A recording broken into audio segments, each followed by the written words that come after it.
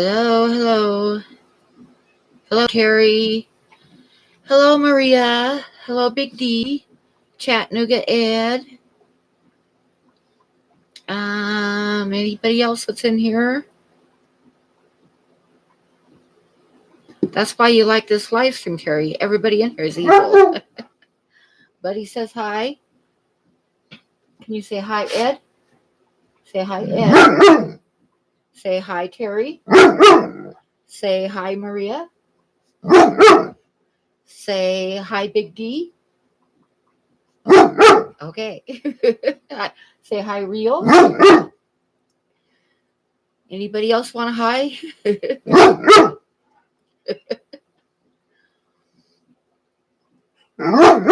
I know, huh? Okay, hush now.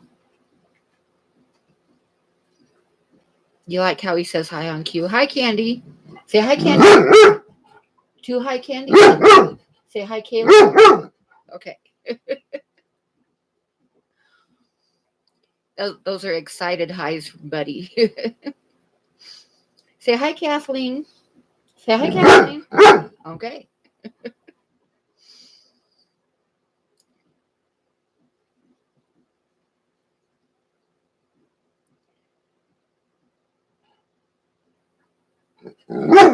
Okay, that's enough highs. There's nobody else in here yet. There's only 8 people in here. That's not very many.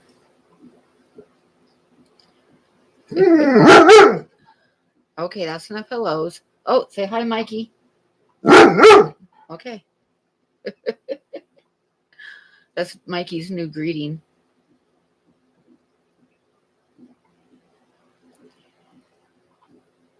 Yep, he wants a cookie now, huh? But you gotta sit.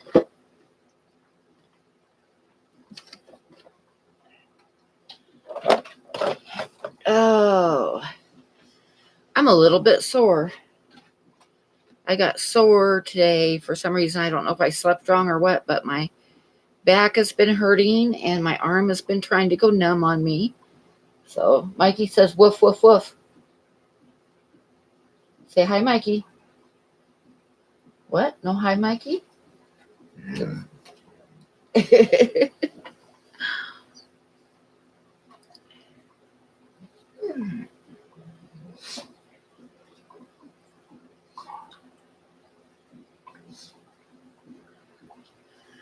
Okay.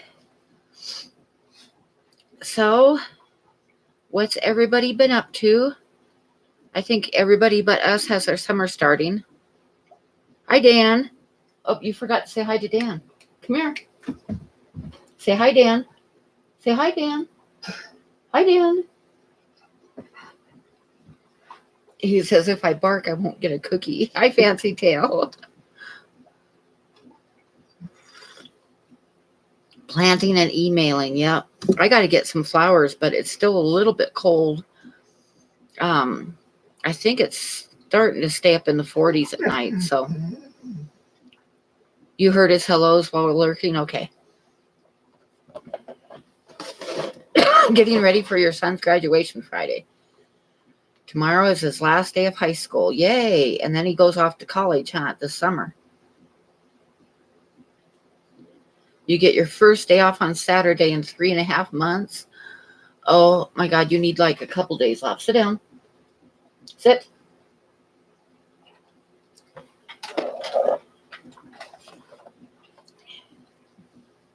Hi, Dr. Black. How are you? I have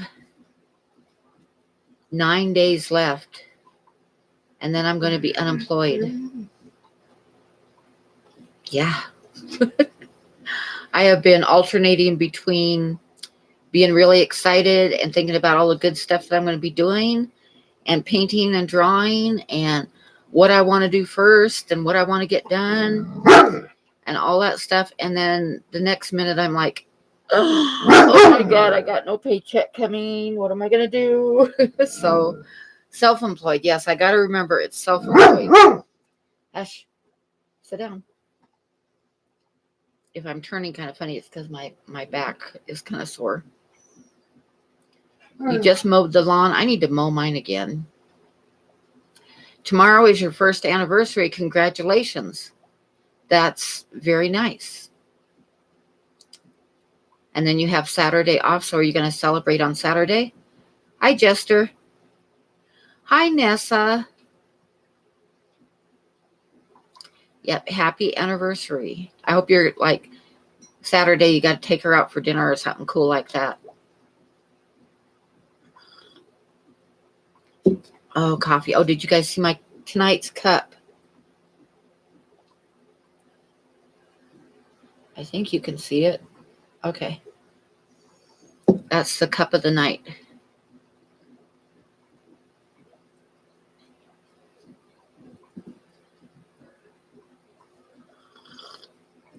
You're going to take her to dinner tomorrow and give her some gifts and call it good. Well, you'd better make it super special. Fancy Tail, hi. You're going to buy a blow-up swimming pool this week for Raising Hornward in the basement? That should work good. Sorry you are unemployed. Well, I don't know. I learning to fish keep. It's self-inflicted unemployment. I gave my notice and I'm going to go back to drawing full-time. And we shall see how it goes. The only main thing I'm worried about is all my customers and stuff I haven't kept in touch with. So basically I'm starting from scratch again. So hopefully it will take off fast. Hi, Lelani. Thank you, Nessa. Lelani. It's Lelani. I always say Lelani and it's Lelani. You can come beat me up if you want to. I'd be easy to beat up tonight. I'm kind of sore anyway. Moving kind of stiff because my back hurts. Hello, Dee. How are you?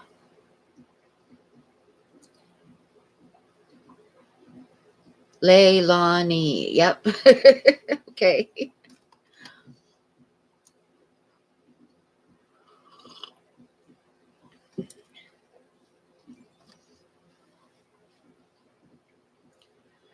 So, yeah. Hi, Jess, Shrimp Granny. On Tuesday, yes. She thought yesterday was my live stream, so she was like looking for it last night.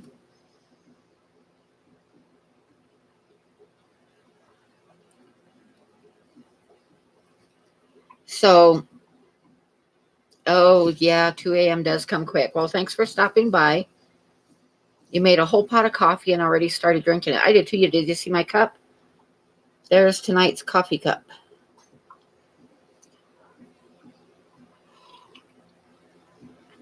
Good night, Jessler. Well, remember, on my birthday, I'm giving away a drawing. So that's going to be Saturday night on the 22nd.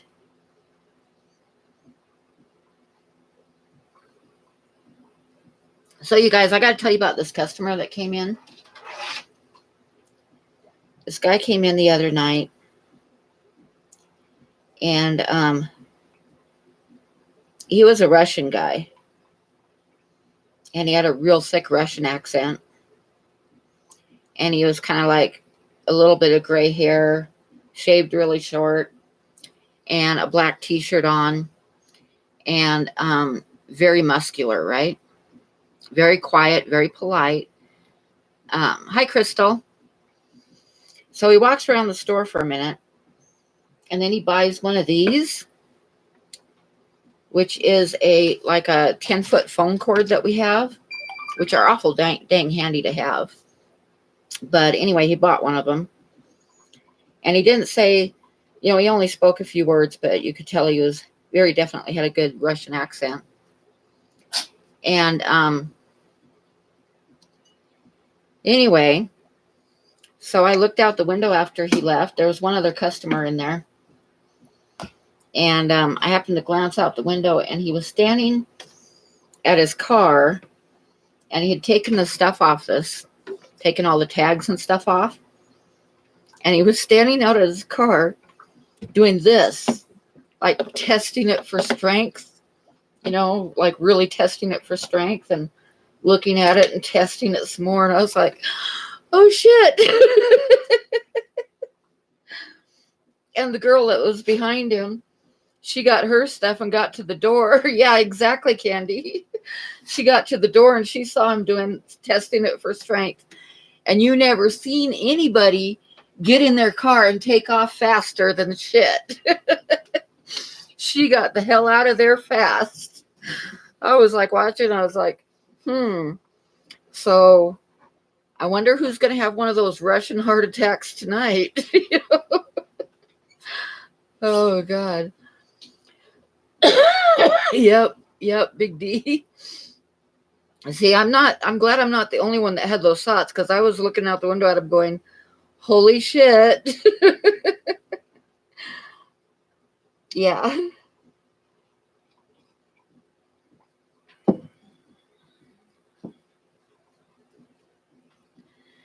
Yep, so I thought that was kind of interesting.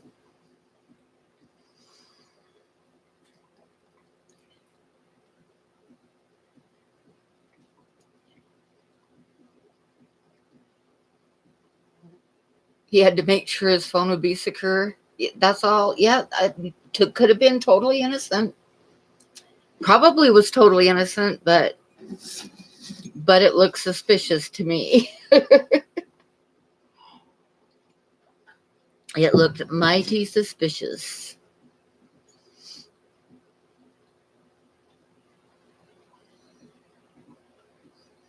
Yeah, Russian heart. Don't you remember when the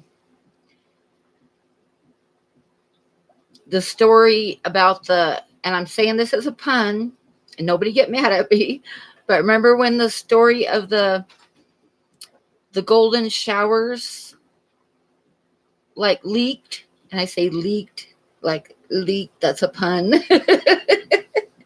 And anyway, a couple of the people who broke the story like died of heart attacks and stuff. A couple of the operatives that broke the story. Yeah, that's why I made the joke about the Russian heart attacks, because like one guy they said died of a heart attack, and when his autopsy came out, they said that he died of a heart attack induced by blunt force trauma to the head. I'm like, yeah, you don't mess around with the Russians. We just got X-rated, yeah. Did you like the leaked? Did you guys get the story leaked? I know, I'm kind of a sad case. Got it. Candy got it. Oh, you're not familiar with that story? It was a golden showers tape thing. Yeah. Anyway, yeah, then another guy like accidentally fell off a 4th-story balcony when he was helping the piano movers. Yep, quality pun. Yep. You're in trouble. Oh, God, that's good, Dan. Yep, he accidentally fell off a 4th-story balcony. That was another one of them. But yeah, like I say, you don't mess around with the Russians.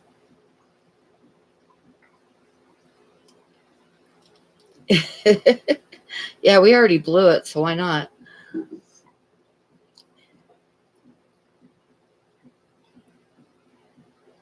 So I'm going to have a cigarette so you guys can like turn off the picture if it bothers you.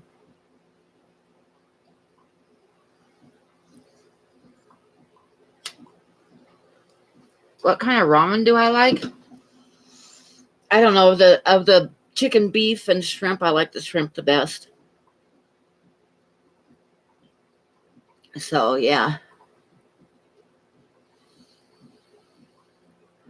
Oh, no. Still, you got a sunburn? You brought the nephew to the beach, so that's fun. If you have any bag balm, put bag balm on your sunburn before tonight. Well, thank you, Nessa. Because bag balm, believe it or not, will keep you from blistering if you get it on fast enough. if you get it on the sunburn fast enough. I know it's an old mom's remedy, but Bag Balm is good stuff.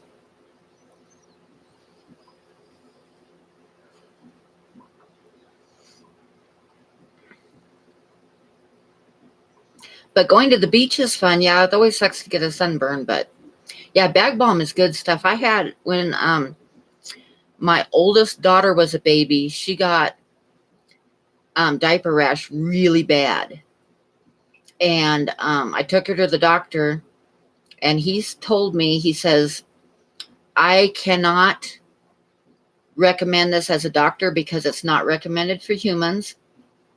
But he says, I will tell you that I have 6 kids. He said, use Bag Balm. And I've been using it. It works for everything. I mean, any kind of rash, sunburn, it works really good on sunburn. Excellent on a diaper rash. You know what I figured out the diaper rash was from, Candy? And every one of my kids was the same way. I hope that they've changed them now. But it was the perfume in the Pampers. Anytime I put Pampers on my kids, they would get a horrible diaper rash. So I had to use like old-fashioned cotton diapers with all my kids. I hope they've changed them because they used to be, real heavily perfumed, and it just charred my little kids' butts. You shut down a construction job today because you lost your Zippo that your wife gave me 8 years ago. It was found. Okay. Cotton diapers, that's what I used. And I don't want to sound like a flaming liberal, but I really hate Pampers. I hate Pampers. I don't think they should be used. I know they're convenient, but you know that the plastic in them will never break down.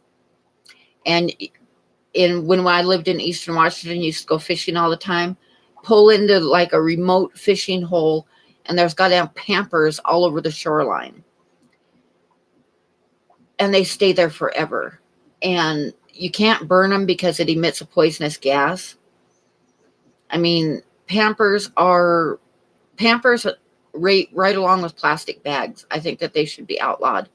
Nobody should have Pampers or plastic bags. There. Now you can get mad at me for being a raging liberal. Yeah, diaper rash and Bag Balm. Bag Balm is wonderful for any kind of rash. Any kind of rash. Even like a heat rash or sunburn. I always have a can of Bag Balm on hand because it's really good stuff.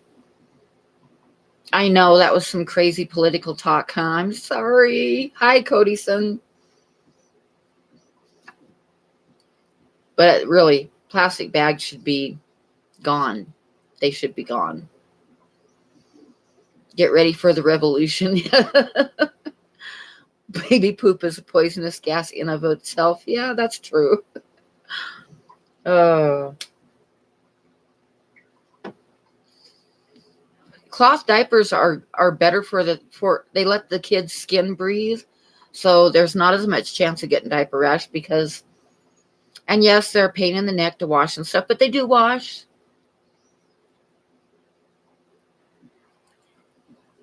Huggies and Loves Pampers gave my kids a rash because this was years ago when they first came out, when my oldest one was a baby, and they were like, you open up the package and you could smell the perfume in them, and gave my kids horrible rash. Every one of my kids could not use. The only time I used Pampers is when we were traveling someplace, and it always gave them a rash. And then I'd go back to the cotton diapers.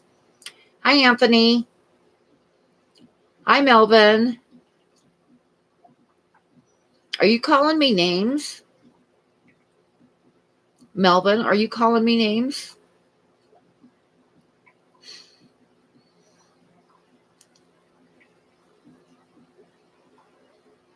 Well, when I go to the store, believe it or not, I have a couple cloth bags that I use, like just cloth big bags. And I'll use plastic bags if I get a lot of stuff and don't have room for it. But if I'm just picking up a couple stuff, I just use the cloth bags. At least he isn't calling me old, yeah.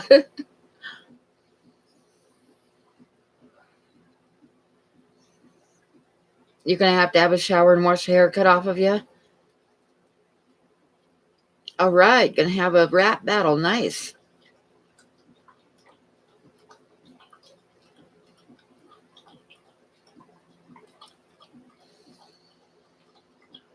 I got one on. I got one on.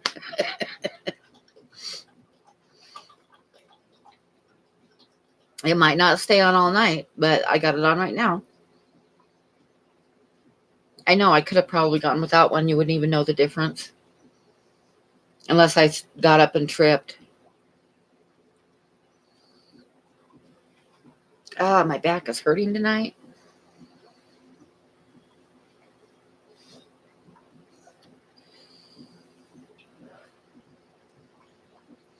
I got all my tanks except for my 40 breeder clean in the living room today. I still got to do the 40 breeder. Hi, Mark. You're up. Yay.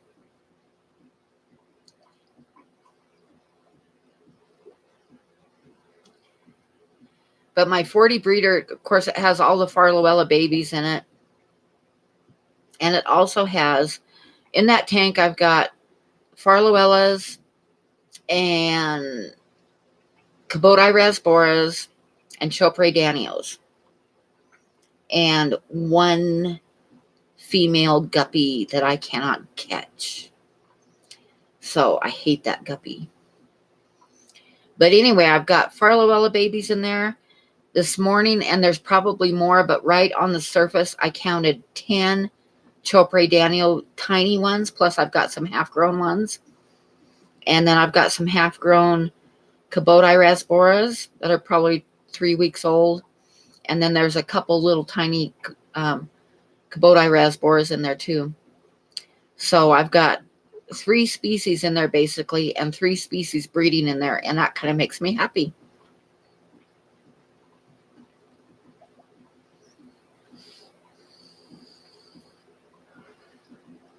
So, and it's kind of cool because the Chopre Danios, I started out with a dozen of them, I think.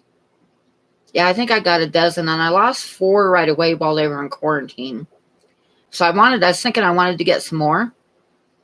Like have a couple dozen of them in there because it's a big enough tank and they're small fish, right? And all I've got in there is the Farloellas and the Kubota and the Chopre Danios.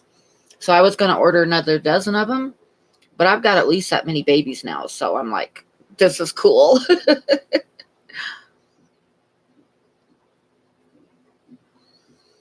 So I want to get a couple more 40 breeders and kind of get the same thing going on in them. So who else has babies going on right now?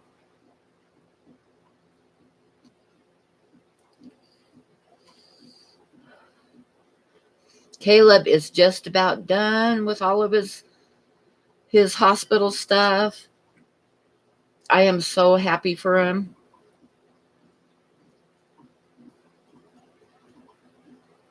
Yep, his final chemo treatment. Yay. Oh yeah, I've got like Inler babies all the time. I don't even count them when I count breeding because they're just, all you do is add water.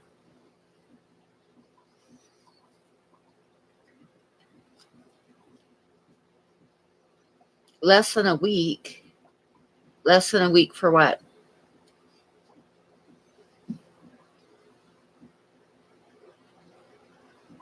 I have got 9 days. 9 days left. Oh, yeah. Okay. For Caleb. Yep. Yep. That is so cool. That makes me happy.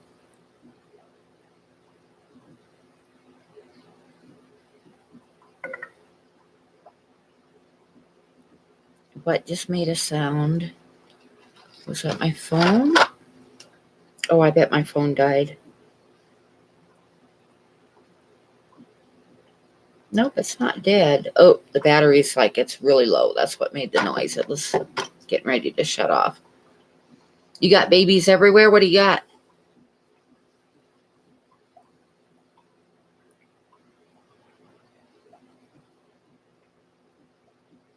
Your convex.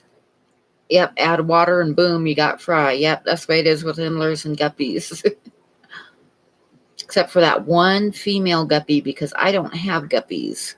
Except for one female that somehow got into that tank. And she's not pregnant because I don't have any guppies.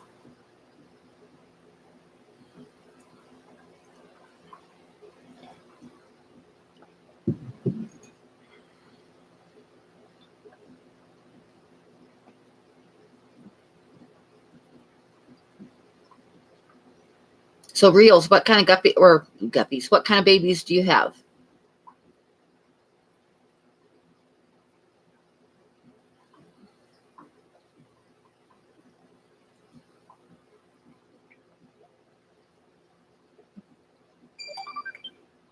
Yep, that's my phone doing weird stuff. What is my phone doing? I don't know, but I'm just going to set it up here. Charge the phone in case a Russian comes a knocking. Yeah. With his phone cord. Yeah, that was kind of strange. I mean, it really was, because why would you test a phone cord for strength like that? And I guess it was just made worse by the fact that he was a real quiet, very polite Russian. Oh, no, I don't want to leave the stream.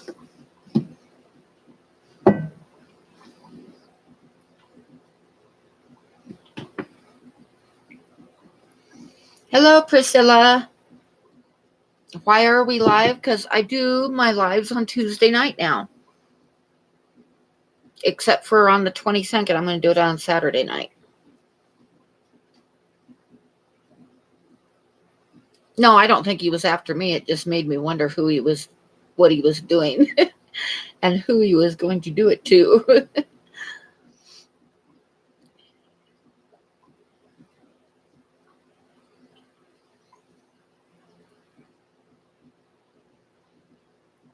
Nope, I wasn't worried about myself at all. I was just like, unless he didn't want to witness. Yep, exactly, Jess.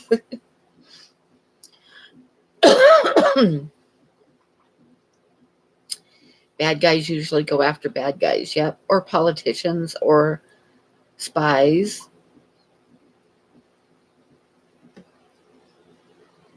Oh my gosh, you got blue-eyed lemon plecos, that's cool. Neon blue acaras, rainbow cichlids, black angels, marble angels, and platinum angels. You got some babies going on.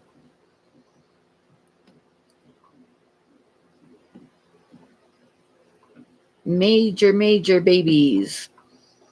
I just have the ones in the 40-gallon tank and then the rice fish. I should breed some more drape fin barbs. I might do that.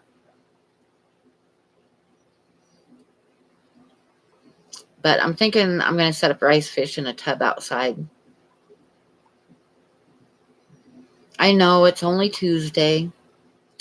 Still have the rest of the week to go.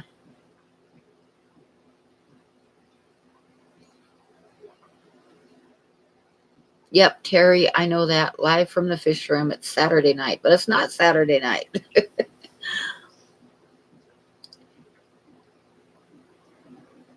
When will they be ready? You need a pleco. The lemon blue eyes would be good ones to get. And you still have to get some catfish from me. I have some. I have some big enough to go. Anytime somebody wants some, let me know. At the Farloellas. You need a new identity? Oh boy, I know that feeling, and it's going to be bad for a while once I'm done working. Must sell stuff. Must sell stuff.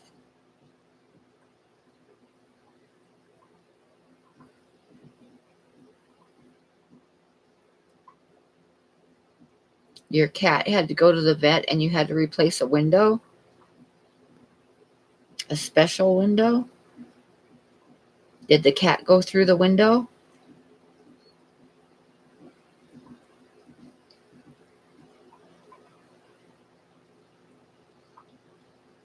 Did you guys see I put one of my paintings on for the thumbnail of the for this video, for this live stream? Oh, it's just a weird shaped window. Okay, so they aren't related then.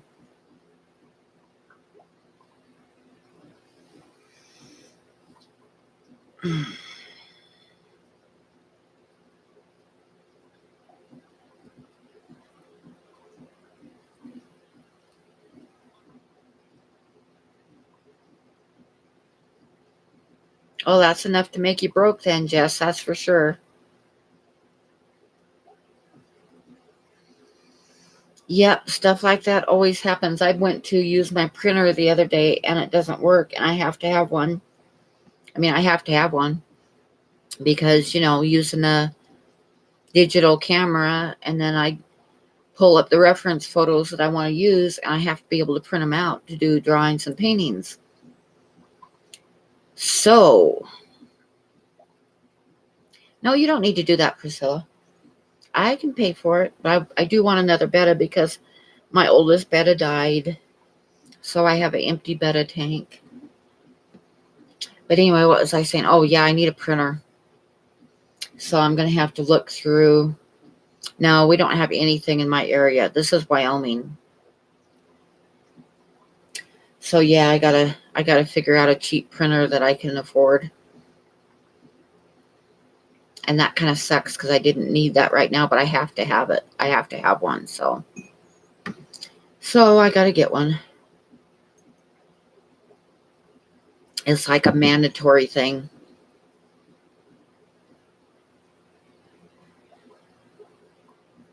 Priscilla, I told you I'd buy one. And I'm going to totally trust you to pick out a pretty one because I know you will.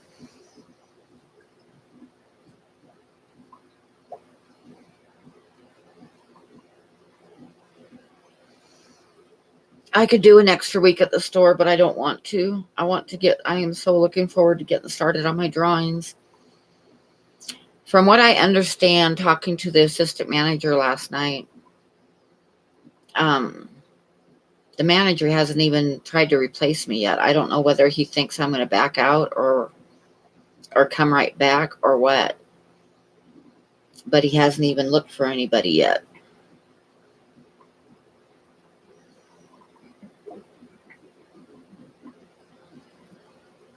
No, you got to pick. Yeah, I got to look around. Amazon has a couple on sale. So I just got to check them out and see what the ratings are on them and stuff. Because they have one that's normally $150 on sale for $89. Oh, hey, Kevin. How's your front end hoses? Your front hoses. Hey, Phil, how are you?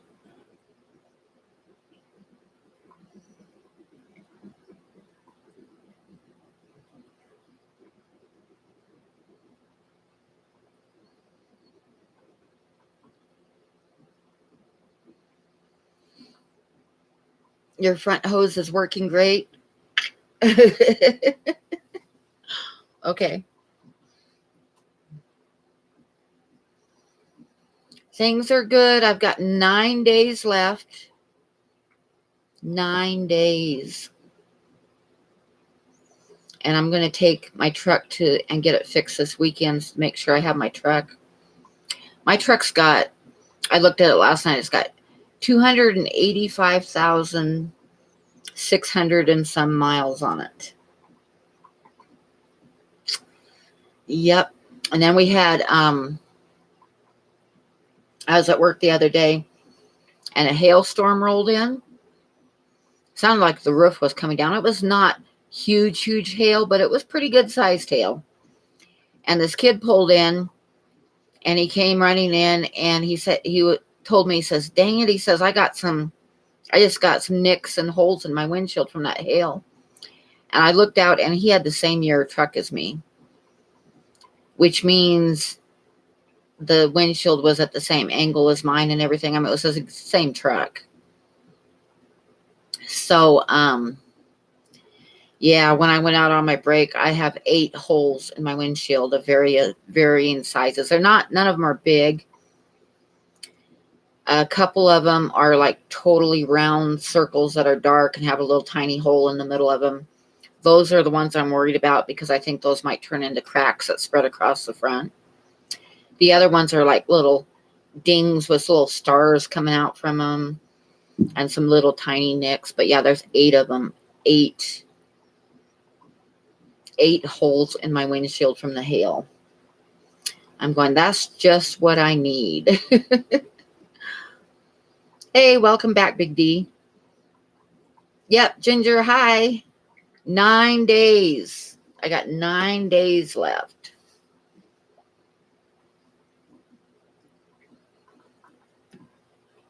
You have the same truck as me? I have a 95 Ford F-150.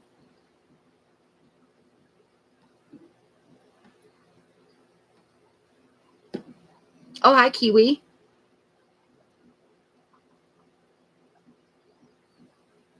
Priscilla. No, I can't buff those out. There's holes in it. Yep.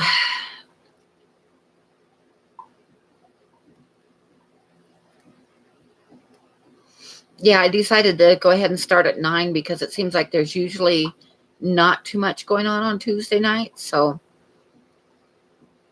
I know windshields aren't cheap, and I'm hoping if they stay holes, I won't have to do anything.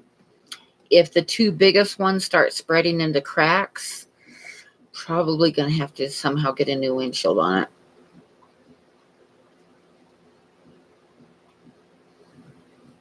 Oh, they aren't going to buy me a new windshield. No way. Oh, yeah. Okay. Okay, Priscilla.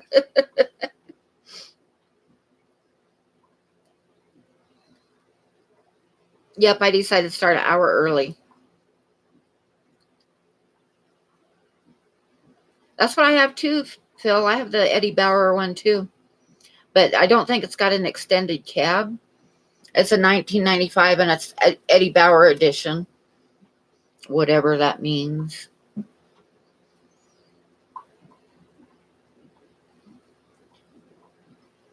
You'll have a smoke with y'all instead of tea? Why do you get in trouble when Kevin's being bad? Because you encourage him. You're an enabler.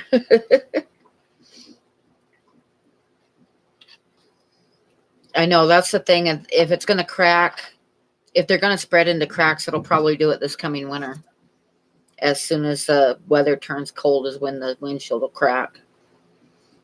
Right now, I just got little tiny holes, but like I say, there's 2 of them that I think might crack. One of them's high up, but it's on the passenger side.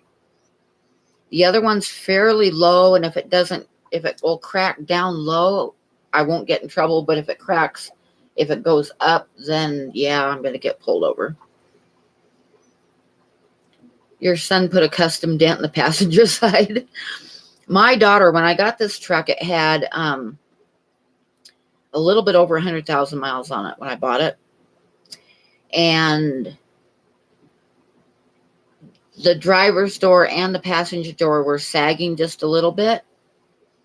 So I kept telling my daughter, don't slam the door, because every time she got in, she'd slam the door. I said, don't slam the door. Shut it gently. Don't slam the door. So, yeah. So now the driver's side is the same as it was. Hi, Susan.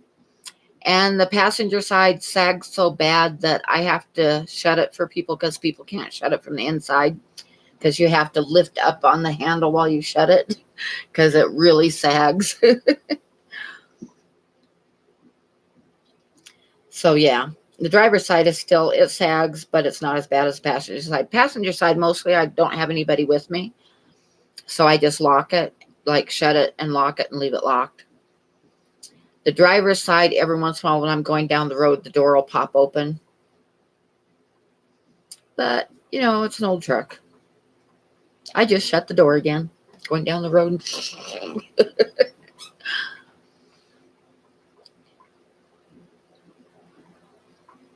15,000 miles in 4 months is a lot of miles.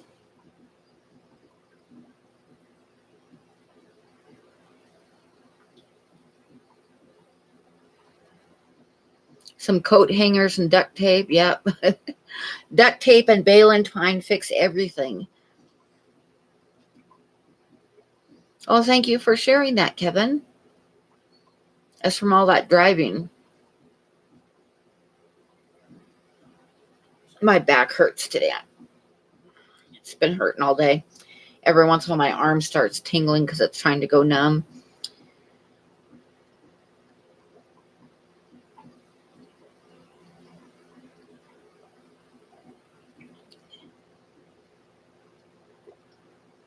Hi, Longhouse.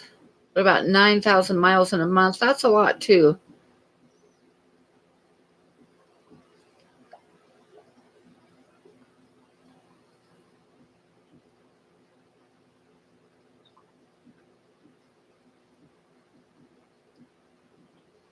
Yeah, you got a ways to go to work. When I worked in Cheyenne, I was putting about 600 miles a week on my truck.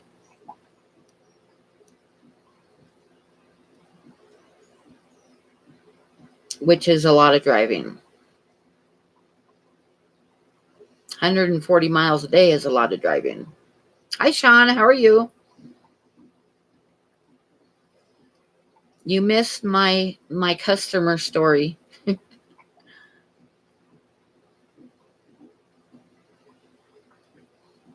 Oh, much love to you too from Wyoming.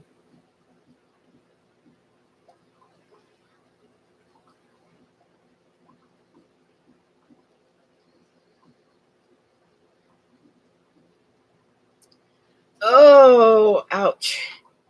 I hate my back hurting.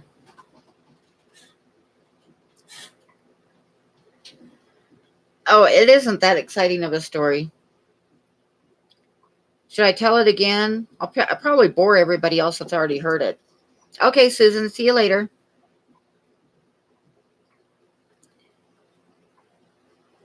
$40 miles in 45 minutes. Okay.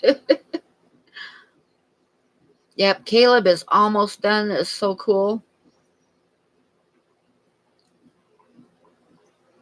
Tell it again with a spooky voice.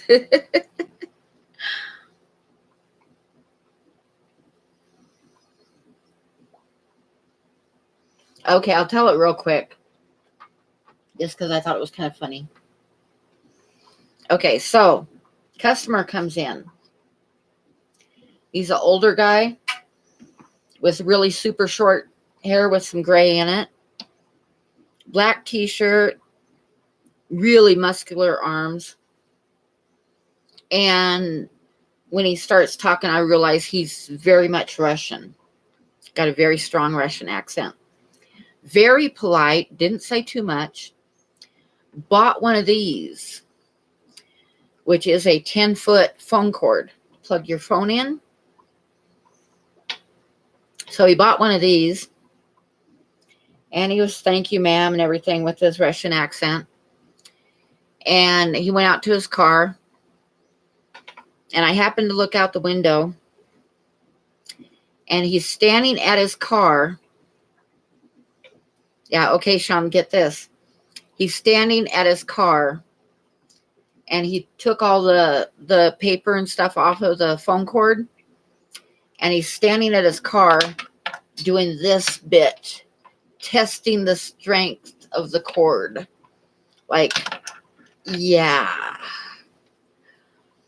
I was like, okay. I'm going to pretend I didn't see that. This girl was behind him in line, and she went out to her car, and she glanced sideways at him and just about ran to her car and got in and took off. I don't know, Reels. Probably never hear about it. But yeah. Hi, Dr. S. So that's my, or like I say, a Russian, makes you wonder who's going to have one of those Russian heart attacks. Maybe he was going to jump rope. I don't think so.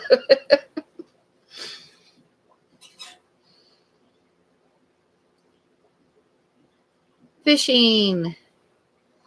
I have not been fishing for so many years. I want to go fishing.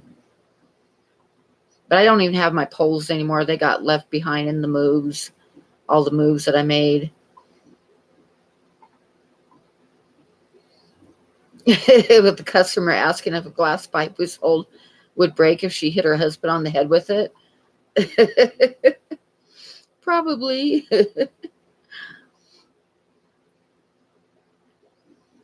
Wyoming fishing, yeah. Yep. I haven't, like I said, I don't even have poles anymore. I used to have a couple different poles, and I had a little pole for Megan when she was little, and I miss going fishing, but now it would be really expensive. I can't really afford to even think about it right now because I'd have to buy poles and a license and all the gear and all that stuff. Gone 8 days and 2 times feeding. That's actually pretty good. That's about right.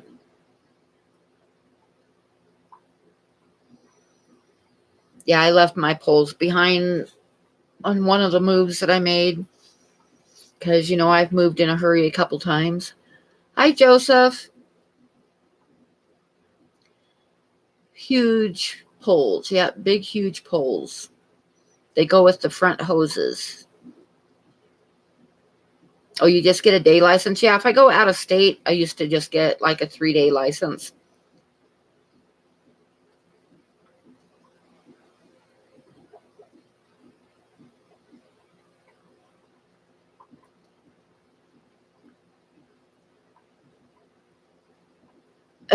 Oh, God, Sean.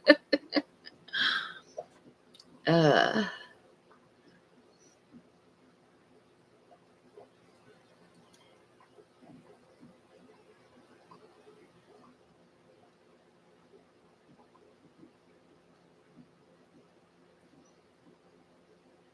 that's better than Mikey saying that you could hold his rod, Priscilla, and pretend I didn't say that because as soon as it was out of my mouth, I was like, I probably shouldn't have said that.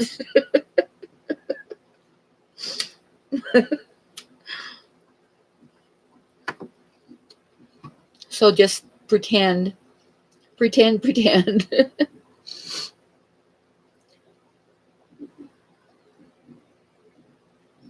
Well, you found something out. You were shopping with your son's fiance and you overheard her talking to the assistant asking for a pet carrier suitable for international flight.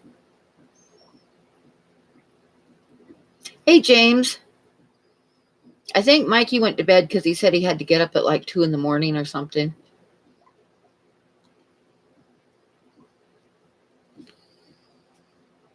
And here I am smoking again. I should like move you guys over to the rice fish, but I'll wait a little bit. Like I say, anybody that doesn't want to see me smoking can like turn the picture off.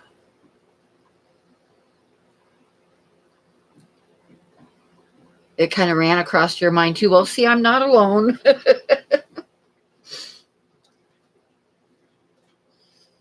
I'm glad it's not just me.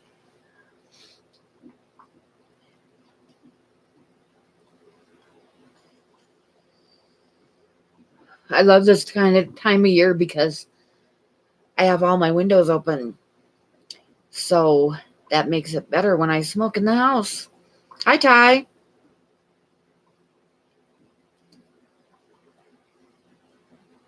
Oh, yeah, that's true, Sean.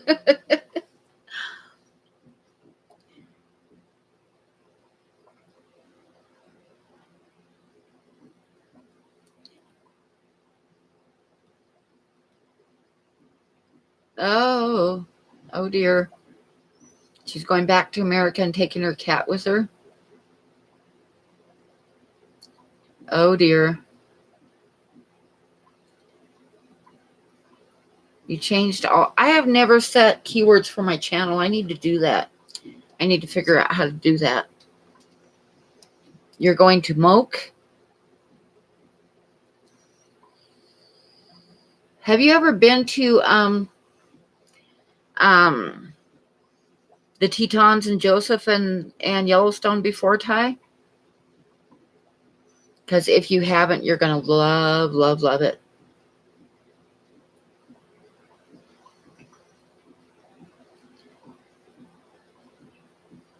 Yep, that's kind of cold-blooded. That's kind of, yeah, somebody's going to be upset.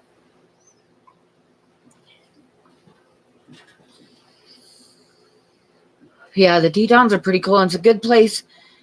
The Tetons are a good place to find moose.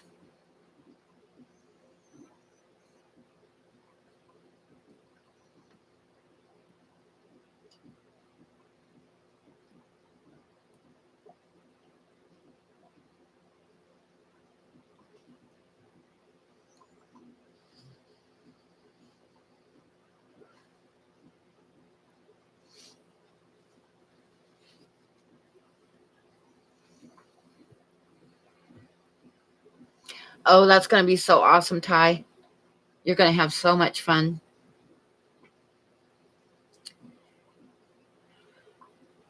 I was going to get, I know I told the people this last week too, but I've been planning on getting, when you're 62, you can get a year's pass into all the national parks. And it was $10. Or not a year's pass, a lifetime pass. When you're 62, you can get a lifetime pass into the park so you never have to pay again.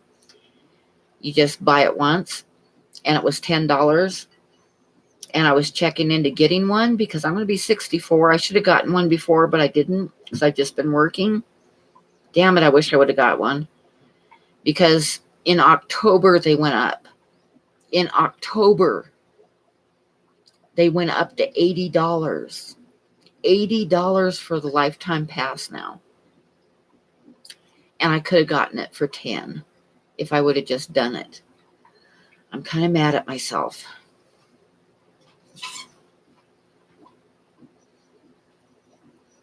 But it said that you can get like a year's pass. Yeah, that's a big jump. They said you can get a year's pass for $20, a senior year's pass. And if you get 4 in a row, they'll give you the lifetime one. But still, I could have got one for $10 if I would have just done it before October. Ugh, mad at myself.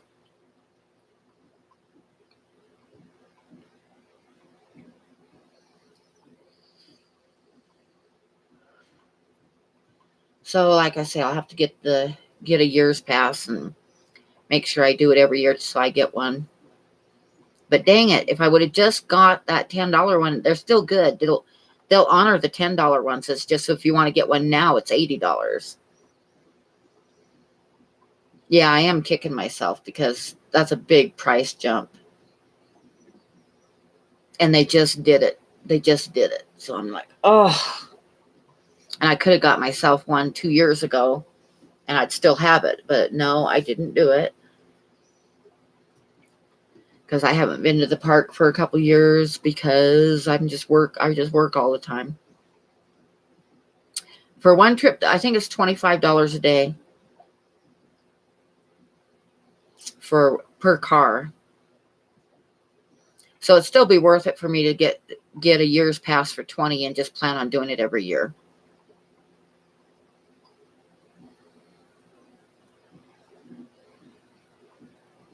Oh, it's $40? Oh, that must be for the year. I think Yellowstone's more than $40, so.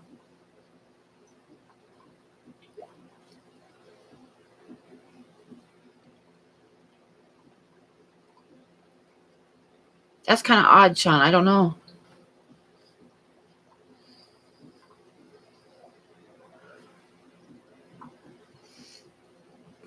Maybe they aren't getting quite enough food.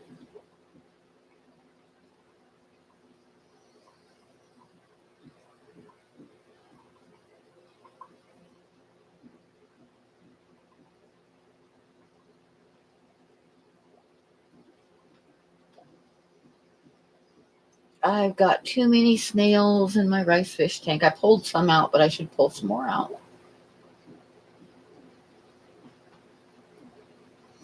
Yellowstone is $70 now. Ooh, yep, I'm going to get the $20 senior pass for the year.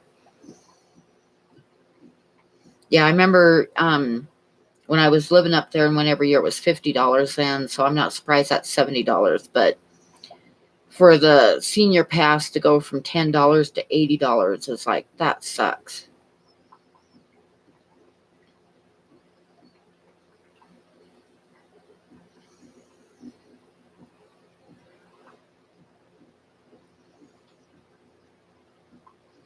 Oh, really, Ginger?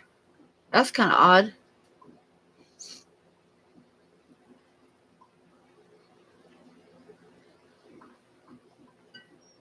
Huh, Reels. I wonder what's in that sand.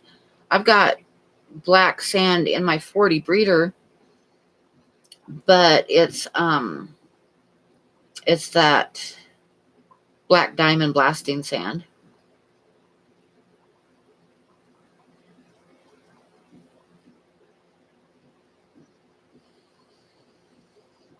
Well, pea puffers, you can feed pea puffers like frozen blackworms or frozen bloodworms. They'll eat those. And they don't necessarily have to have snails like other puffers do.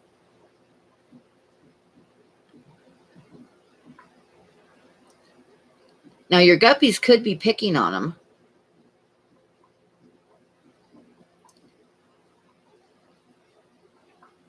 And you have the black sand from Petco. Yeah, the black sand that I have is the black diamond blasting sand. I want to get some more of that when I get to town. There's so much I need to pick up though before, and I've only got a couple paychecks left before I'm totally on my art.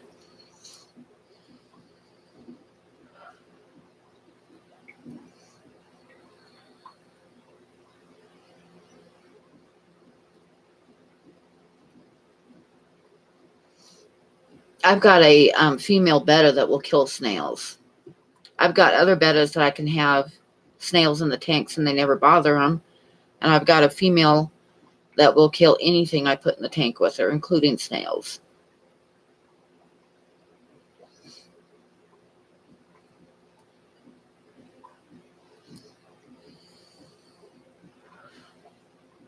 Yeah, pea puffers like bloodworms. Huh, that's odd. Unfortunately, I don't have any trouble keeping snails alive. Yeah, this is really a super crabby female betta. I mean, she just won't, nothing goes in the tank with her. That's her tank.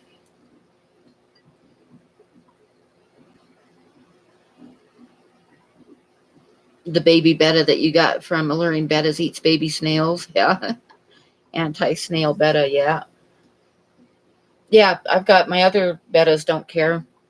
And I've even put shrimp in their tanks before and they don't bother the shrimp either.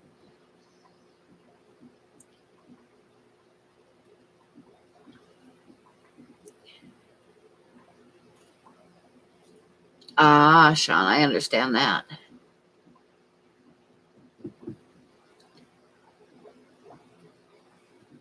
Hello, not Nola Jane.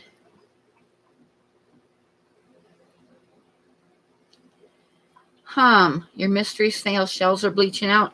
I've got that in a couple tanks, but what I do if I start noticing it is I put in Tums, like the berry flavored Tums, because they're just pure calcium and they like the berry flavor. So I'll drop every week or so I'll drop in a berry flavored Tum. And the shrimp will go for it too.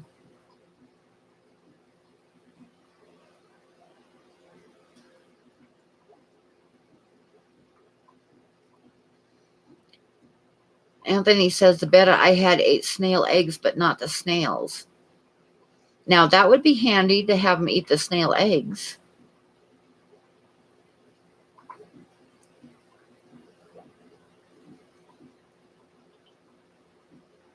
Yeah, the fruit Tums. Yeah, I use the berry flavored ones.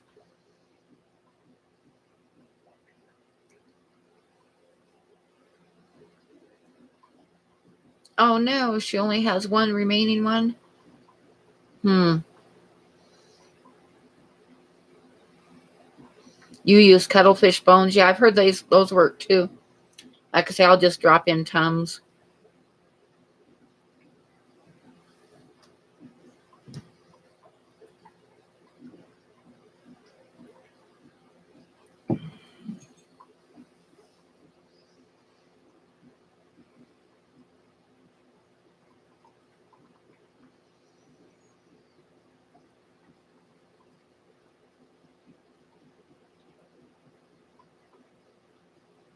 I don't know. I put in shrimp with with my pea puffers, and I figured that, little tiny ones, and I figured they'd eat them, but they haven't.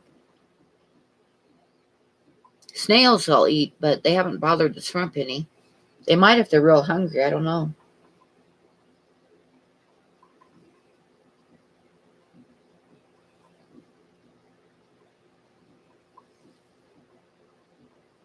Hey, Bob.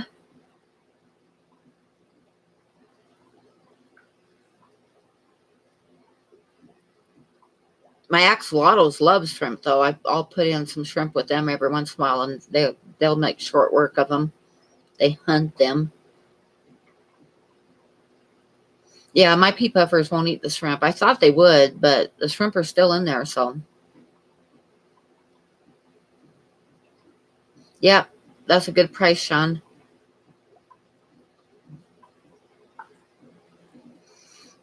Are you talking about Neurite snails, not Nola Jane? Some of them are really pretty.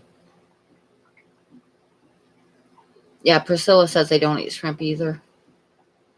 Okay, Anthony, see you later.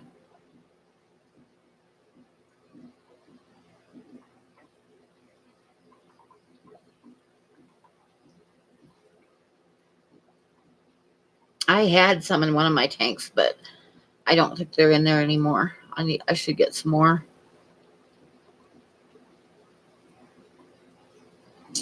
But I've got the mystery snails in all my tanks, I think.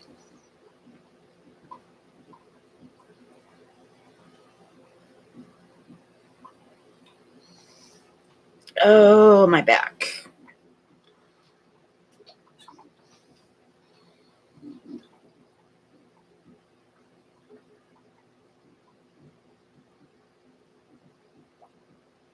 Yep, I've seen the zebra neurites are really pretty, and yeah, there's some pretty ones.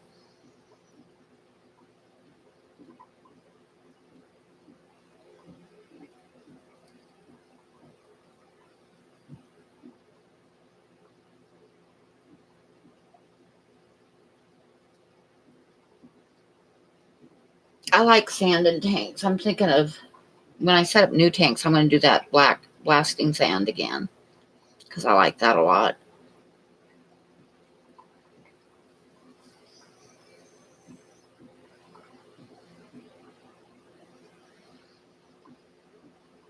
But then I put soil underneath of it. I use it as a cap.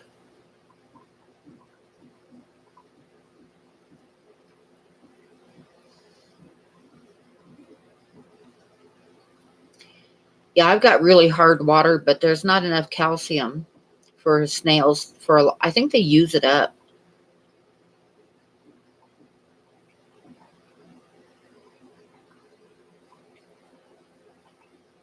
Yeah, the black diamond blasting sand is like $10 for 50 pounds of it.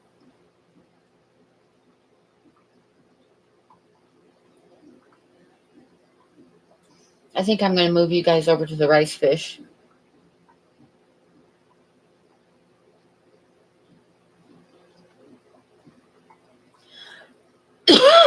I've got some that are capped with gravel. I always do dirted tanks. And I've got some that are capped with gravel and some that are capped with sand. I got some like white sand, like the Carib Sea sand in one of my 10-gallon tanks. And I've got Corys in that tank, and they just like that tank is always cloudy because they're always stirring it up. So when I get my shelf up and get my tanks moved, I think I'm going to move them out of that tank. And I'll probably put them in a tank with blasting sand instead because it's heavier and it doesn't stir up as easily. Yeah, you can get gravel really cheap, like $3 for like a 50-pound, 25 or 50-pound bag at Home Depot. And it's just like aquarium gravel.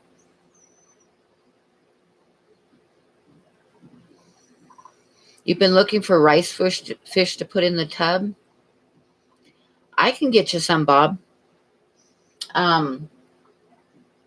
I don't have a whole lot of adults left because I'm sending a bunch to Jesse, but I can send you some. How ironic, yeah. I haven't noticed it being sharp. It doesn't seem to bother anybody, Priscilla, anybody I've got in the tank with it. So I don't really think it is. But I know that white sand, they just like, they stir that up. It's like a constant cloud in that tank. I mean, it's always like stirred up and cloudy. The rice fish have their sweet, sweet revenge. How many rice fish did you want, Bob?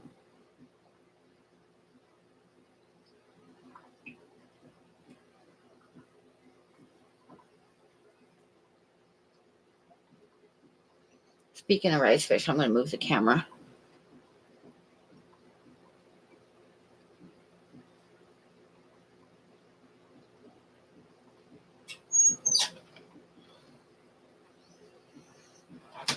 Oh, hang on.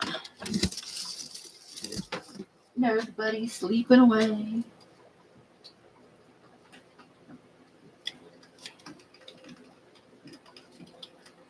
Hi, guys. You're looking for food, huh? Okay, I will get you some food.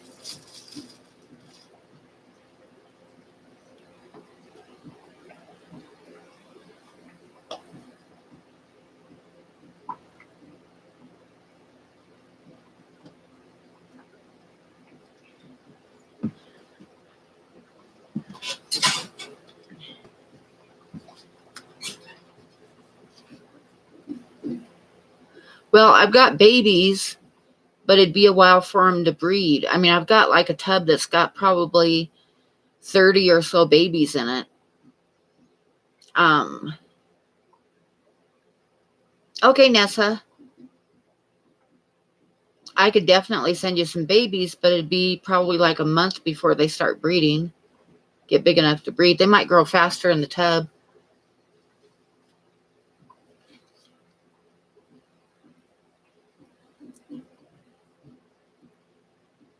I could send you some adults. With killies, mollies, and possible splash tetras. The drapefin barbs would probably go good with those too if you want to try them again. I know for some reason your other ones didn't last, but I could send you like half a dozen of them. And you could see what happens with them in the tub outside.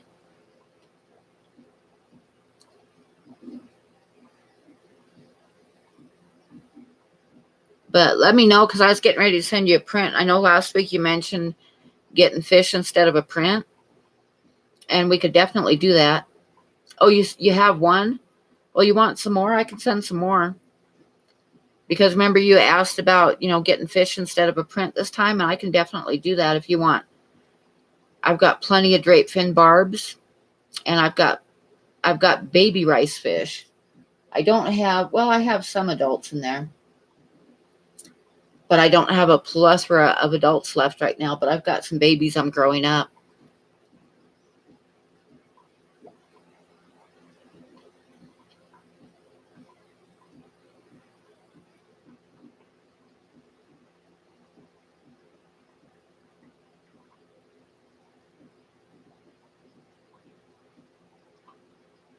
Oh, okay. Well, if you want some, just let me know. because you know I will send you some.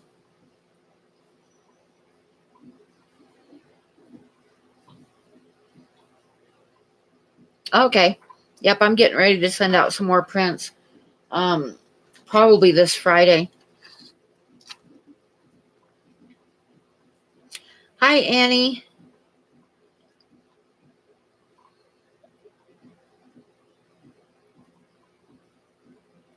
But anyway, yeah, if you decide you want some rice fish, let me know because like I said, I do have a tub of babies that are growing right now.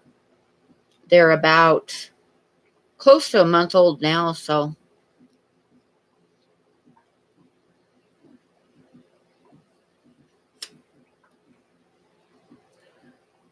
I could definitely use some wisteria because I want to replant it in my goldfish tank. And if I do a tub outside, I'll probably throw some wisteria out there too. I'm thinking about doing a tub and taking some, like half a dozen of the adults I have right now and putting them out in a tub outside for the summer.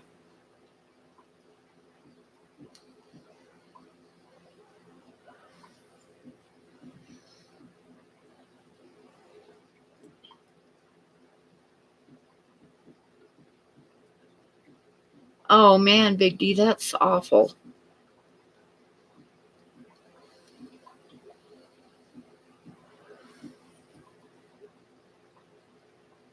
That is kind of odd though, too. You're in the process of killing all the wisteria Bob sent you. Wisteria is hard to kill. I had to pull it out of some tanks because it was taken over. And I pulled it out of some tanks because it was taking over. And then I put it in my goldfish tank.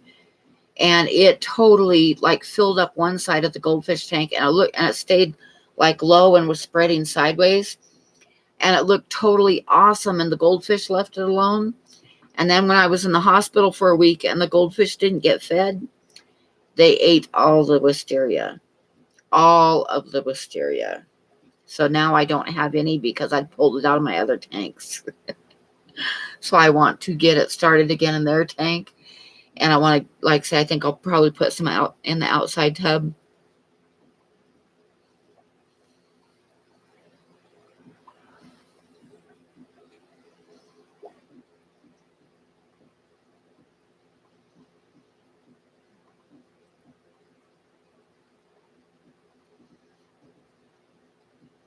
Yeah, my dad's family had that happen. Like everybody in my dad's family, except there was nine brothers and sisters, and all of them but one died of different kinds of cancer. And there was a doctor in California that was like studying the family, trying to figure it out. And he decided it was something in the environment when they were growing up. They grew up in Nebraska, but he thinks it was something in the environment, one of the houses that they rented or something.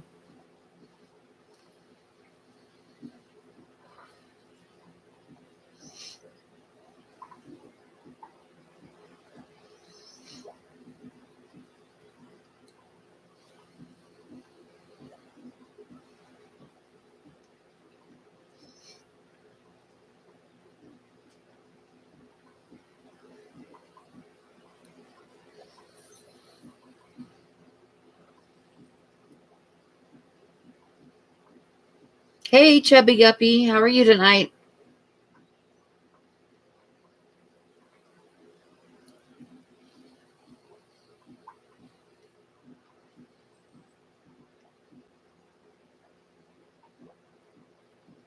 One year ago today. Good. You're very lucky. Yep. I actually am lucky too because my gallbladder was really bad. I mean, it was really bad. So I got to count my blessings on that one. That's why, actually, when I was in the hospital, is when I decided that I needed to go back to my art because none of us knows how much time we have left. And I don't want to die working at a gas station. I want to be doing my art. Hopefully I won't end up homeless, but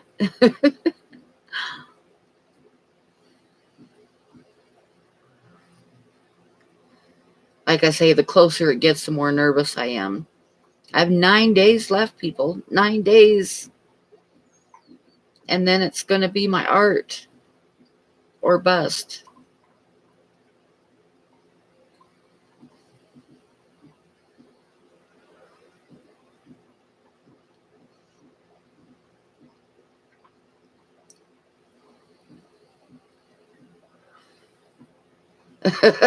Just from Granny, yeah. The Russian didn't want to die at the gas station either. Yeah, that was kind of I mean, maybe I'm just a paranoid person, but something was up with that. I still say that. Something was up with that.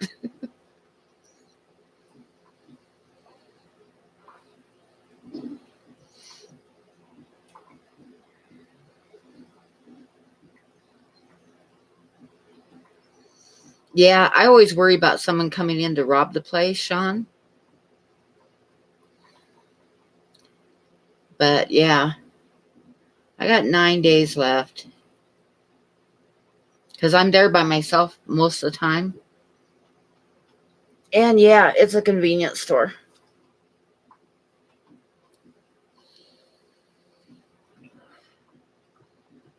There's these two kids that come in. Well, they aren't kids. They're like probably in their early to mid 20s. And they're both a little bit off. They're brothers. And they kind of scare me. I'm always real friendly with them and real nice to them, but they make me nervous. And another customer told me that she knew the family and she was like friends with the sons on Facebook and everything. And one of them posted a picture or a short video of himself shooting a homeless man. And she said that she she told the police about it and they didn't do anything about it. But yeah, those kids kind of scare me. They're they're not quite right. Hitmen, exactly. Russian hitmen. That's what crossed my mind, Big D. Russian hitmen.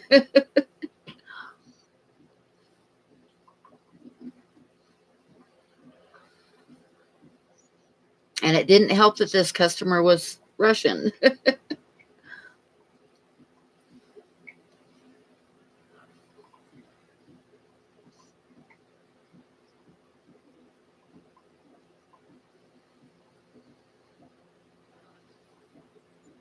Yeah, exactly. Like I say, these two boys, they're brothers, and like I say, they just don't have any I don't know how to describe it. When I look at them and talk to them and stuff and wait on them, it's not just that they're unfriendly. It's like they have no compassion for anybody else. If you know what I mean. It's kind of hard to describe, but it's like when you look in their eyes, you don't see anything. If that makes any sense, it's hard for me to describe it, but they're just not. They just make me uncomfortable. Exactly, James. Yeah.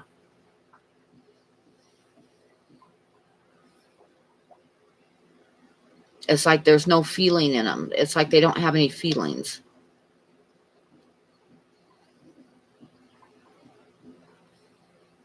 Hollow. Hollow is a good word to describe it. That's what I'm thinking of, hollow. It's like when you look in their eyes, there's nothing there. They're hollow and soulless. Yep. Yep, that's it. They might be, but I don't know. But like I say, they kind of scare me a little bit. No, I kind of doubt if they're fish people.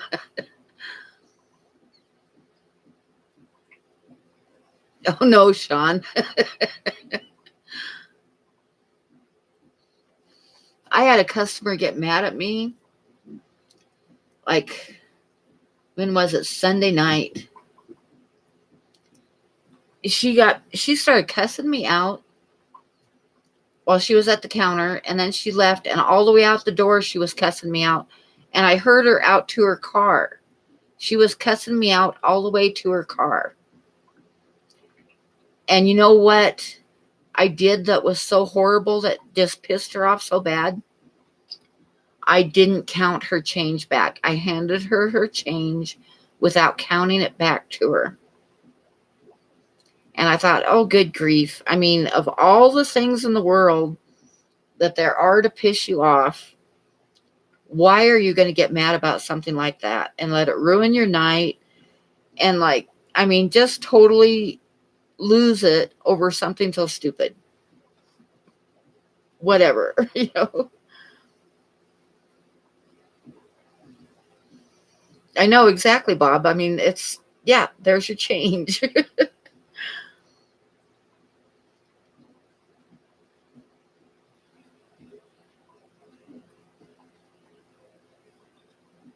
But yeah, people can get mad about the dumbest things.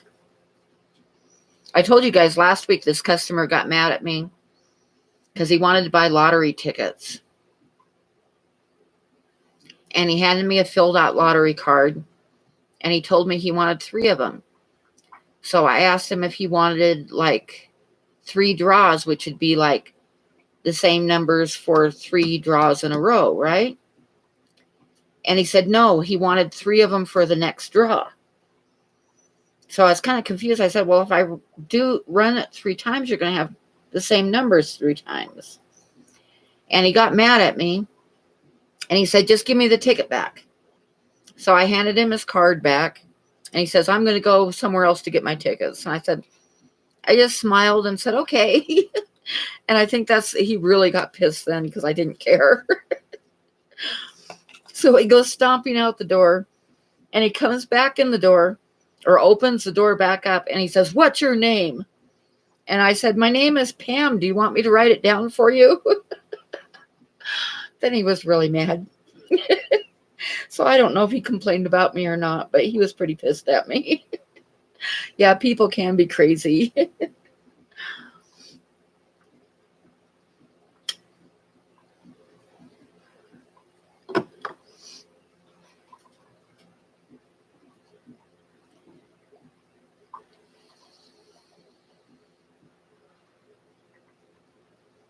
I know that's what really made him mad, Priscilla, was because I just smiled and said okay and handed this card back to him.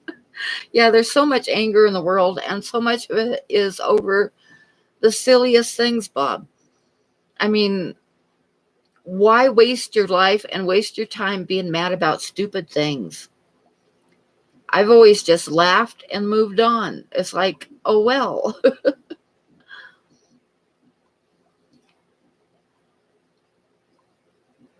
You didn't give her a bag for her mini lighter? Oh no. Oh God. Have you guys ever heard um and I don't do the accent real well, but the Minnesota jokes? What's their names with Olaf? And I forget his wife's name. But they used to be real popular jokes about the Minnesotans. But anyway, so I'm going to tell you one. And like I said, I don't do the Minnesota accent real well. So I'll warn you about that right now. But Olaf, he was out fishing with his best friend Swin. And they were in the rowboat fishing. And Swin, his friend, he went to light a cigarette and he couldn't light it because his lighter was dead. So he says, Olaf, he says, do you have a lighter? And Olaf says, sure.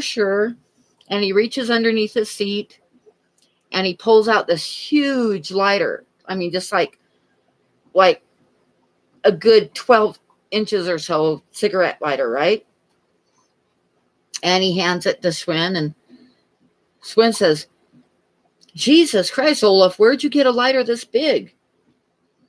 And Olaf says, well, he says, don't tell everybody, but he says, I have a genie in my tackle box. And Schwinn says, you're kidding me. And he says, no, it's true. And Schwinn thought about it, and he says, can I make a wish in? And Olaf says, yeah, but he says, think about it first, because you only get one wish. So Schwinn, he thought about it for a while, and he says, okay, I'm ready. So Olaf, he pulls out his tackle box, and he opens up the lid, and sure enough, there's this huge puff of smoke, and then there's a big genie in the puff of smoke, with his arms crossed. And he's looking at Schwinn, waiting for his wish, right? So Schwinn says, I wish for $1 million. And the genie looks at him, and he nods his head. And then big puff of smoke, and he goes back in the tackle box, and Olaf shuts the tackle box. And pretty soon, the whole sky is full of ducks. And they're landing on the boat and landing on the lake, and they're everywhere, right? Just 1 million ducks. And Schwinn, he's like looking around, and he shakes his head. And he says, Olaf, he says, why didn't you tell me that the genie was hard of hearing? And Olaf says, kind of shakes his head, and he says, did you really think that I wished for a 12-inch Bic?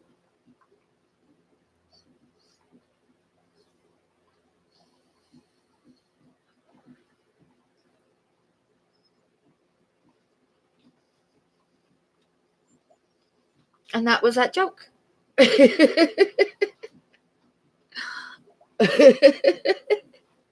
I like that joke.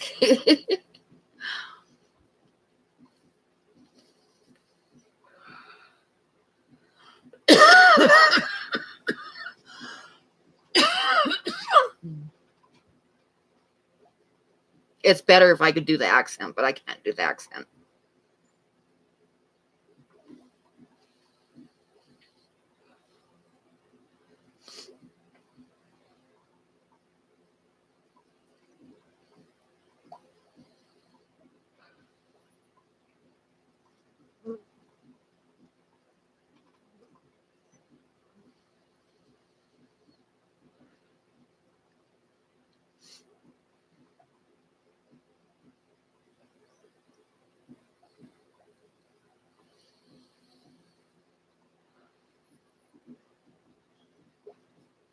Oh, there's a really blue shrimp.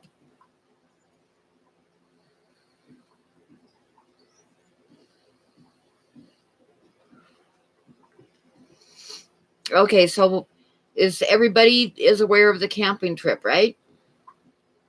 Yeah, it was really a blue one.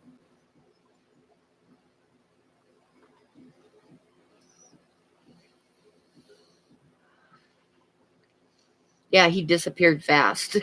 He just kind of went up and down again.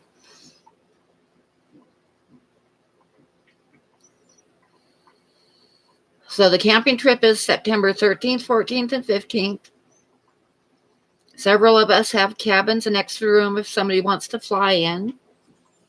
It's going to be in Billings, Montana at the KOA, and which is a really nice campground. And kind of semi-planning going over Beartooth Pass one day, and if we have time, into Yellowstone. And the next day, semi-plan is to go see the bears, the grizzly bears, and probably swing through the park on the other end, and go into the hot springs and soak in the hot springs for a while. And there's going to be food and sitting around bonfires and hopefully doing some live streams. And so who's going for sure? I think Big D is coming for sure, and Ty is coming, and Dan is coming, and Dan Slee, and Dan, the fishmonger, is maybe not going to camp, but he's going to come see everybody, spend the day out there anyway.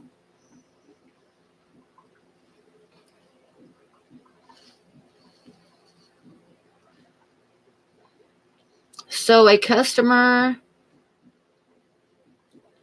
she's 22 and tried speaking Spanish to this drunk Mexican guy to explain it's too late, you can't buy beer. Oh my gosh, Sean. Okay. Uh,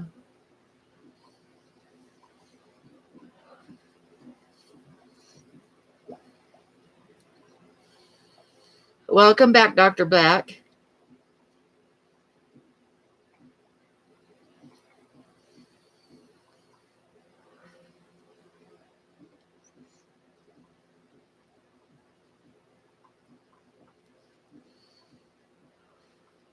And I'm hoping that Kim and Jess Shrimp Granny will make it with their families.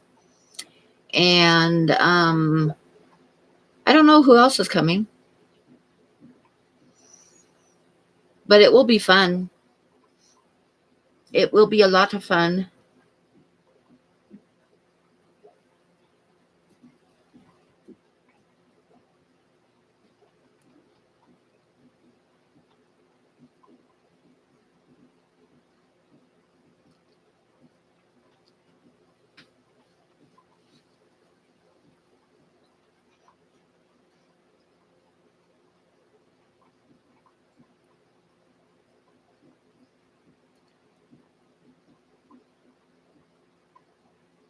Okay, Dee.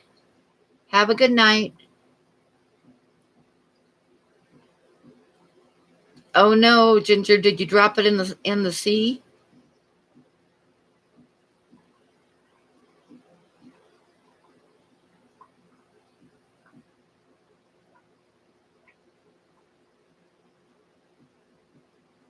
You've been doing a whole lot of research about a whole lot of things. That sounds rather ominous.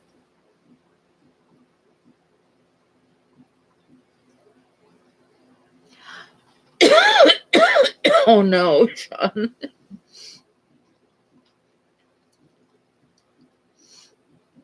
Oh, in a good way. Okay.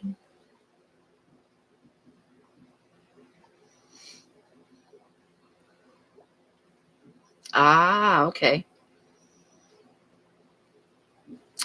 I years ago I went on a boat cruise to the Bahamas, and this was years ago, and digital cameras were not a thing, but I had a really nice, really expensive Pentax camera with a zoom lens. It went from oh, I forgot what the magnification was, but it was a great big zoom lens. And of course I took that with me, and on one of the beaches it got sand in the zoom lens part to where it wouldn't zoom anymore. It was stuck in one place. I could still turn it and focus it, but it screwed up the zoom, and that was kind of a sad thing.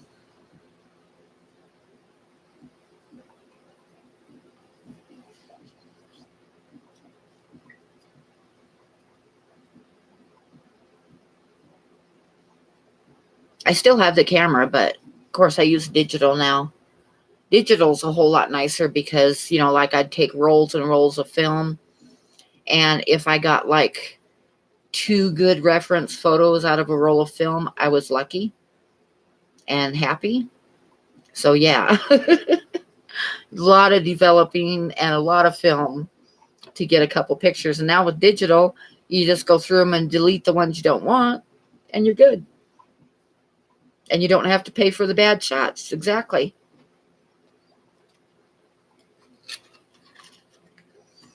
So I love the digital cameras. I'd like to get a better one. I have a Canon right now. It's a Canon PowerShot, which is basically like a fancy point and shoot. But I'd really like to get a good camera someday. But this will work for now. It gets good enough reference photographs of wildlife. But I'd like to get a really nice one with a real big zoom lens. But yeah, we're talking some money.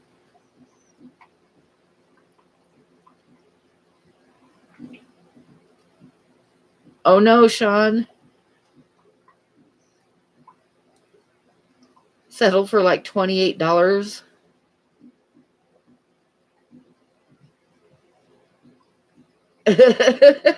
Oh no. Oh my God.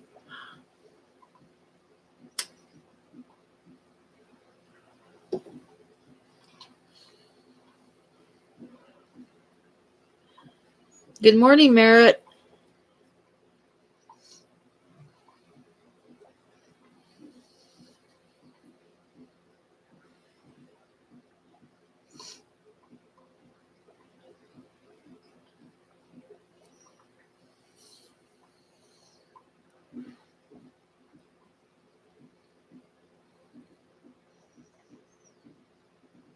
So, do you guys want to hear my favorite joke?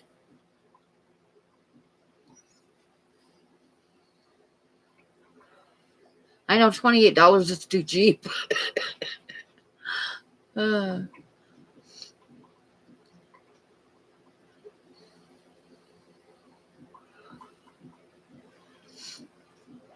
okay, so this is a joke about the Smith family, Mr. and Mrs. Smith.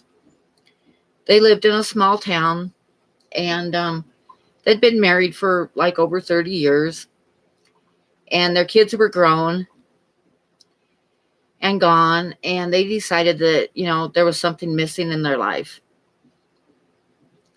So they decided to join a church. And there was two churches in town. There was a Presbyterian church and a Catholic church. And they had trouble spelling Presbyterian, so they decided they were going to join the Catholic church. So they went in one day to talk to the father and tell him, of course I know this isn't how it works, but this is a joke, right? They went in to talk to the father and told him that they wanted to join the church. And he said, well, he says, in order to join the church, he says, there's a couple things you'll have to do. He said, you need to quit smoking and drinking for 6 months and no sex. And then we can marry you in the Catholic church. You can get remarried in the Catholic church. So they said, okay, and shook his hand and left. And about 7 months passed and they ran into the father downtown. Good morning, Vinosky. Or good evening. It isn't quite morning yet. So anyway, they ran into the father downtown. And the father said, Mr. Smith, he says, I've been expecting to see you in the church. The 6 months has come and gone. And Mr. Smith, he kind of shuffled his feet and he says, yeah, I know. He says, we didn't have any trouble quitting smoking and quitting drinking. But he says it was that sex thing. And the father says, oh, no, you didn't. And Mr. Smith says, yeah. He says, we only had a week to go. And he says, one day, he says, my wife was bent over the freezer getting out some ice cream. And, she looked so cute. He says, I couldn't help myself. I just pulled her pants down and, did it right there. And the father says, well, he says, I'm sorry, Mr. Smith, but you can't join the Catholic church now. And Mr. Smith says, yeah, I know. We can't go to Albertsons again either.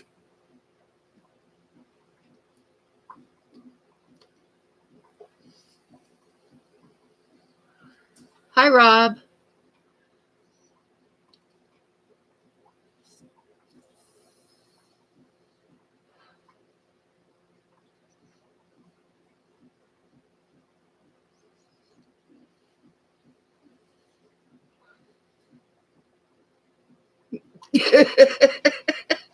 Sean, I'm sorry, Sean. Oh,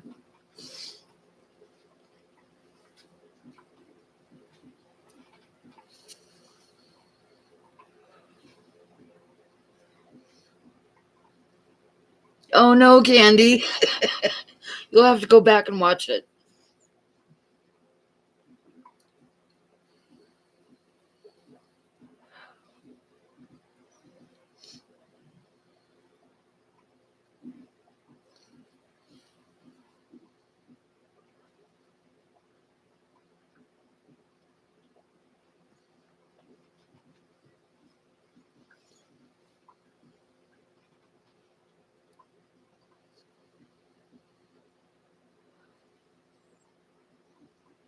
You have a feeling that I kind of toned it down a little bit. because it's a live stream.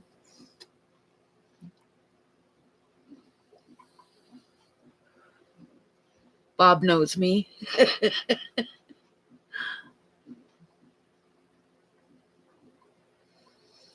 Good morning, Constant Aquarist.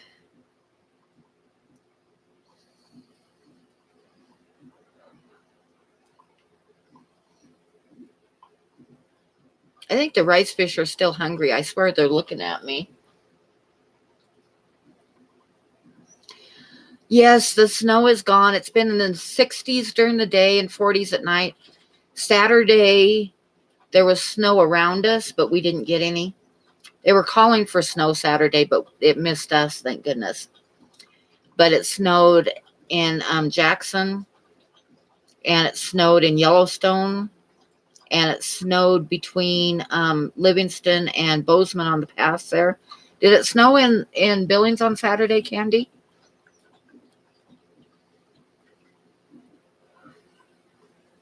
They're looking at Bob.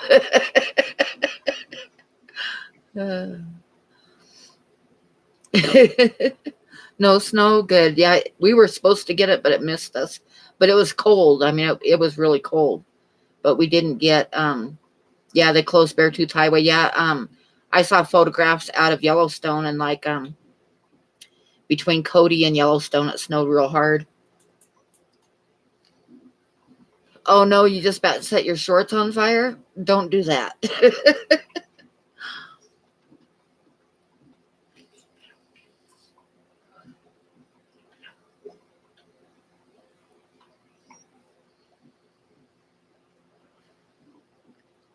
Yeah, I bet it did snow up on Beartooth. And it's June, for God's sakes. June, and it's snowing.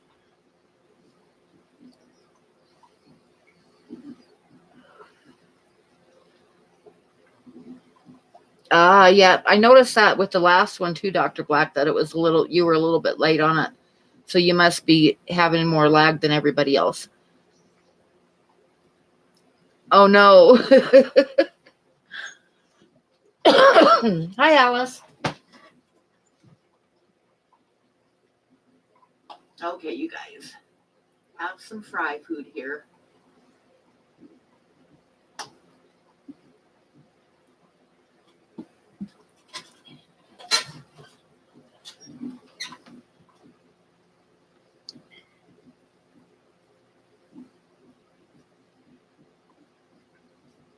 Oh yeah, that would make a difference if he's on live chat or not. Huh. I have not seen Jesse yet tonight either.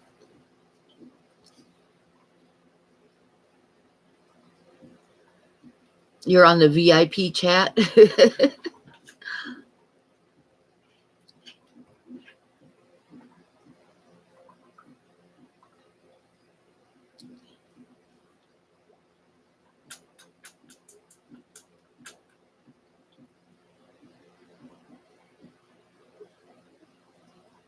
It snowed in Calgary. Yeah, it snowed or all around here and up in Montana.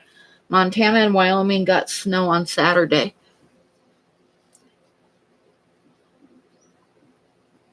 And we didn't get any snow, but it was cold. It felt like it could snow. It was really cold on Saturday and Sunday.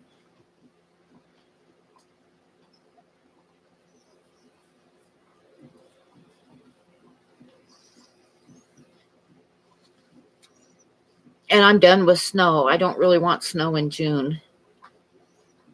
Hey, Full Moon, how are you?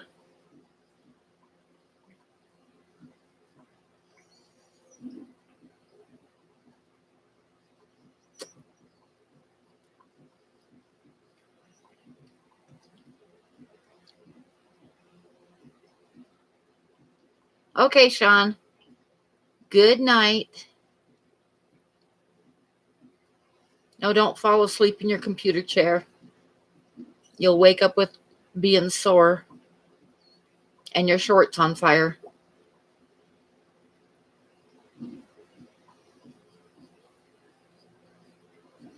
I think it's done now. Like I say, it's pretty much in the 60s during the day and in the 40s at night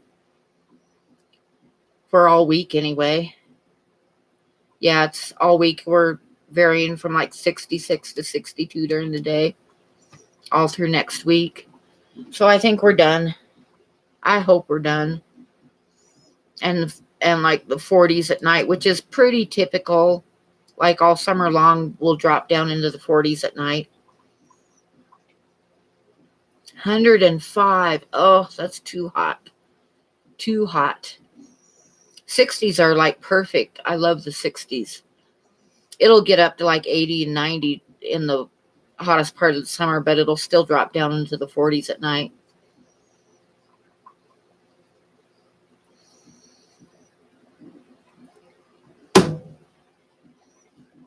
I left my door open all day letting in fresh air. Now I got some flies in the house, so if you hear me, my hands slamming down, I'm trying to kill a fly.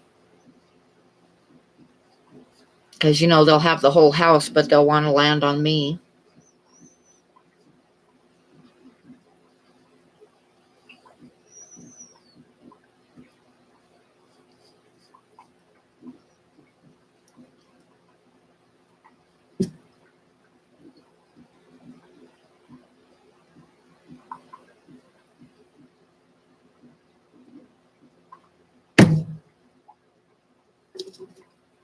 Missed him, darn it.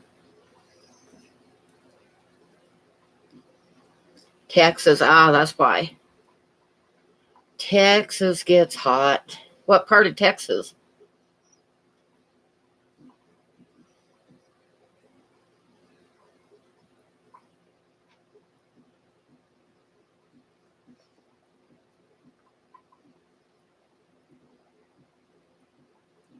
Houston? Okay, I used to live about 20 miles north of Dallas, and it was hot and muggy.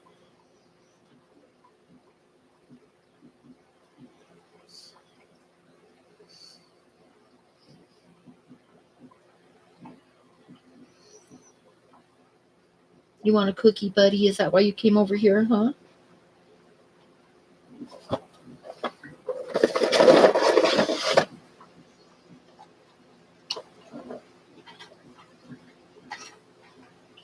What, Merritt?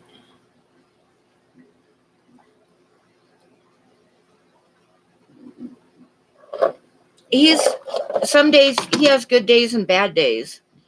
Some days he seems like normal, and other times he's just like a little bit stiff. So I think he's getting a little bit better though. The bed is really helping him. I mean, it's really helping him to have his own bed out here. He doesn't. He used to always sleep with me at night, but now most nights he sleeps out here on his bed, and I don't mind because it's easier for him to get into, and it seems to help his hips and stuff. And my bed is an antique bed, and it sits up really high, like it's waist high on me. So, so it's okay if he doesn't want to jump up there, and he's got his bed out here. I don't mind.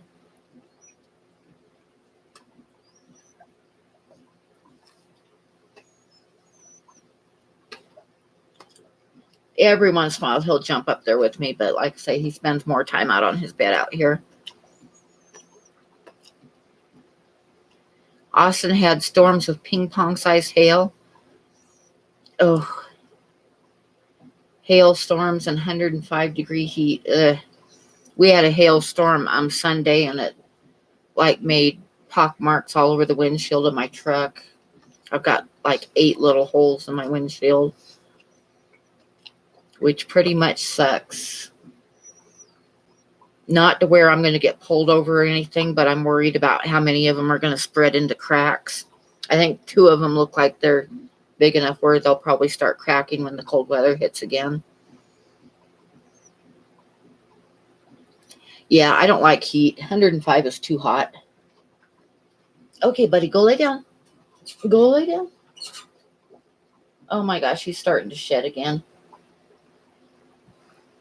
I just petted him, and now he's got white hair sitting on top of him.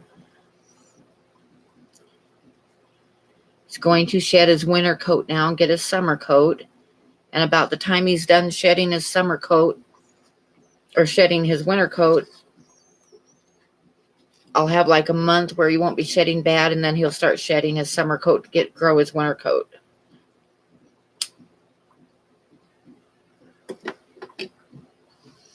Yeah, you hibernate in the summer. Yeah, when I lived above Dallas, it was like you went from air conditioning to air conditioning. You had to have air conditioning in the house, and then you'd run out and have air conditioning in the car because otherwise you couldn't survive.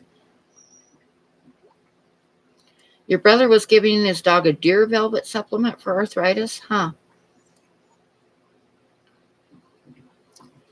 Well, I'm giving Buddy this stuff that's called Active Flex Advanced Hip and Joint Supplement. Has that glucosamine in it and some other stuff. And I know my son has trouble with his knees, and he takes that glucosamine stuff. So hopefully it's helping him a bit. So kind of spendy, but it does help him, so it's worth it. And then the bed that Jess got him helps him a lot. When is the meetup and how many are coming? The meetup is in September 13th, 14th, and 15th. And right now, we probably got close to a dozen people that I think might make it.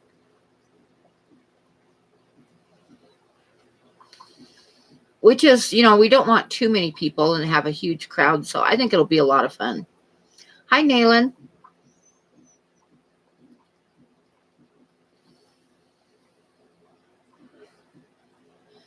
Because for sure there's going to be Candy, of course, because she lives there, and me. And my son lives there, so I'm sure he'll come down.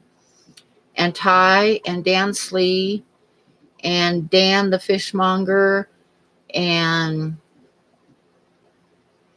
Priscilla probably and her family and maybe Mikey and hopefully Jess Shrimp Granny and hopefully Kim.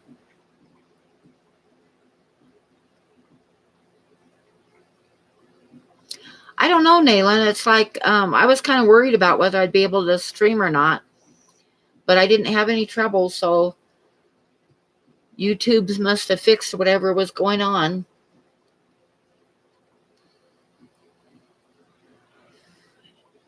You give Bella a joint med that has that and CBD? Yeah. I've thought about the CBD too, but right now the joint stuff seems to be helping, so. He couldn't get his live stream to go on, Dr. Black, and I think it was YouTube. He had it all set up and everything, but it just wouldn't come on.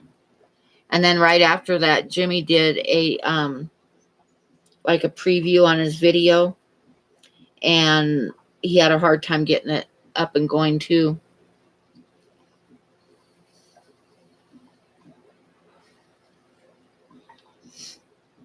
I would love it if Bob would come, but I have a feeling he's got too much going on with all of his pets and working at the dog pound and stuff. Mostly his dogs and cats.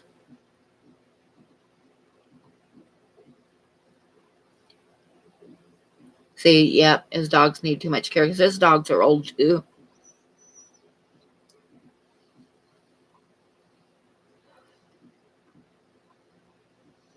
I know it'd be great if Bob could come, but like I said, I remember him mentioning that before, that his dogs are old and need too much medication and stuff.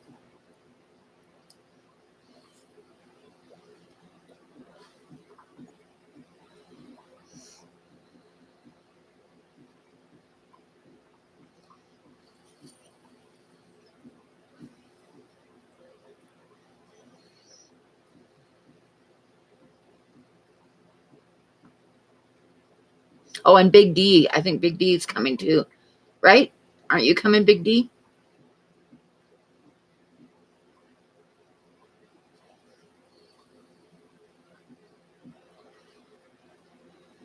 So right now, hopefully about a dozen people. And maybe I'm thinking maybe some more will decide to come when it gets close.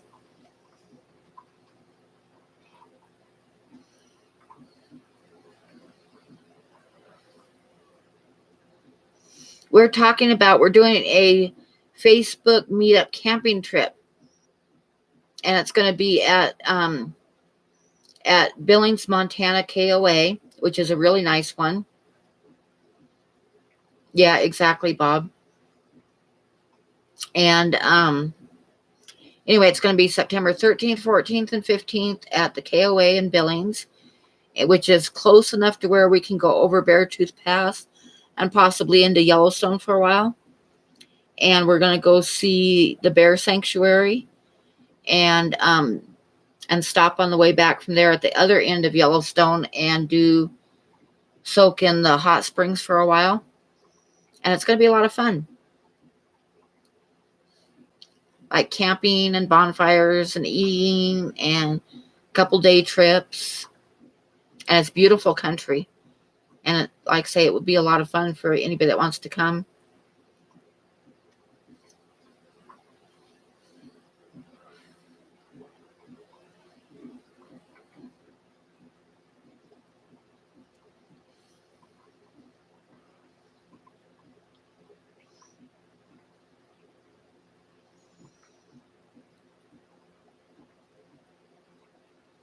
So the kids just picked up a stray Catahoula puppy. What's a Catahoula? Catahoula.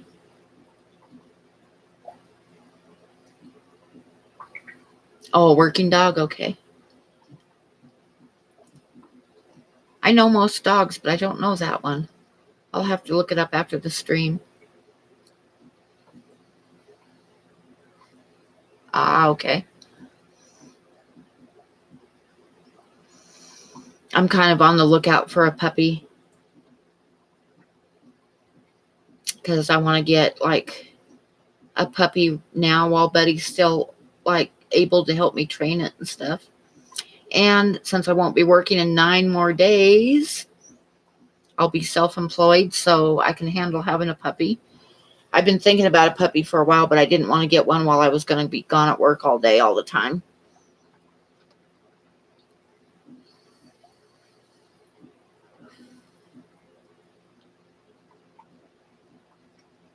Oh, that sounds cool.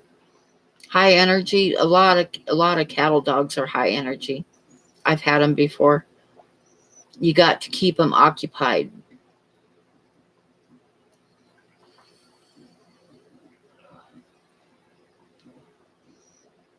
You want a border terrier? I'll probably get a rescue dog from the pound, but probably once I'm done working, I'll probably stop in there once in a while and kind of keep my eyes open. I want a female for sure because I don't think a male would work with Buddy. And a fairly young one. And if I found a shepherd, it would be perfect, but I'm just going to kind of keep my eyes open until I like spot one that I'm in love with. And then I'll bring her home. Yeah, there's a lot of rescues. That's why I kind of want to get a rescue dog. Because a lot of them need a home. Female anything is best. Well, mostly I want to get a female because Buddy probably wouldn't let a male dog in the house.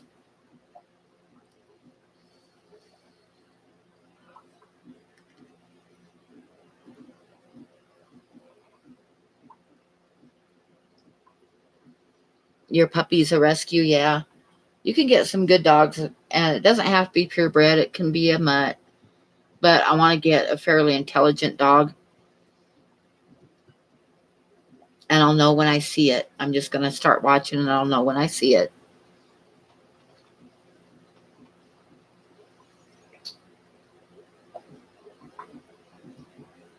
I love those French bulldogs, but everybody tells me they have a lot of health problems, so I don't want to get something that's got a lot of health problems. Oh, that's cool, Jess.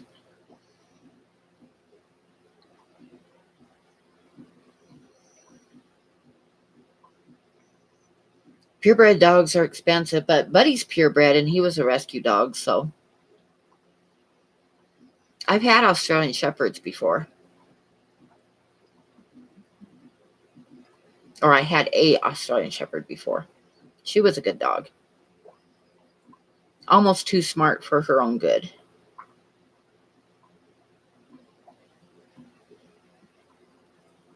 A border terrier terrorist. Probably want like a medium to large dog.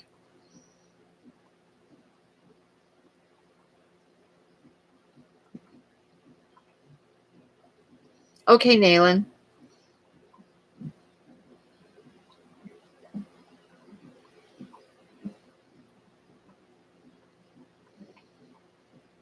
Buddy was a year and a half old when I got him, and he is 11 years old now.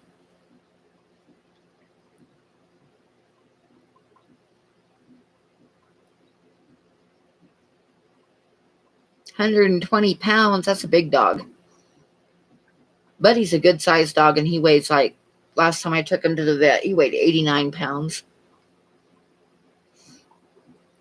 The German Shepherd I had when I was 19, I took him in to the vet for his shots and stuff when he was 6 months old. And when he was 6 months old, he weighed 95 pounds.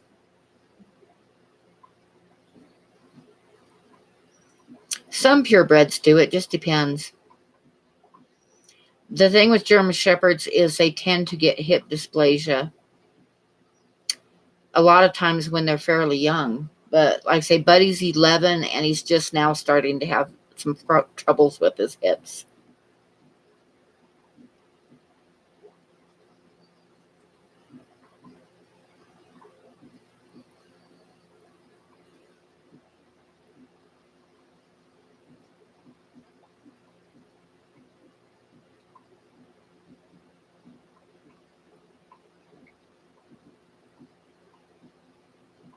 I think that part of Buddy's troubles, and I think why he's doing a little bit better now, is I think he's not able to handle the cold weather as well as he used to.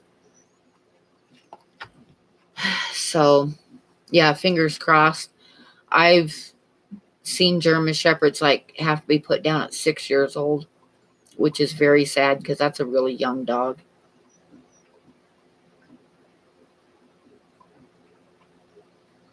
You like small breeds? Yeah, I've just always had bigger dogs. I've had a few small dogs too though, and they were cool.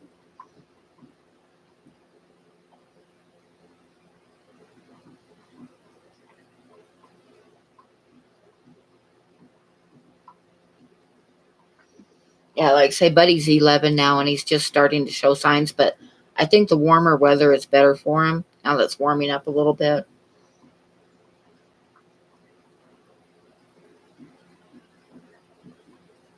And this is very true, Jess. Like I say, everybody, people that don't know him are automatically scared of Buddy. And Buddy is a big pussy cat. I mean, he wouldn't bite anybody, but people are scared of him just because he's a big dog.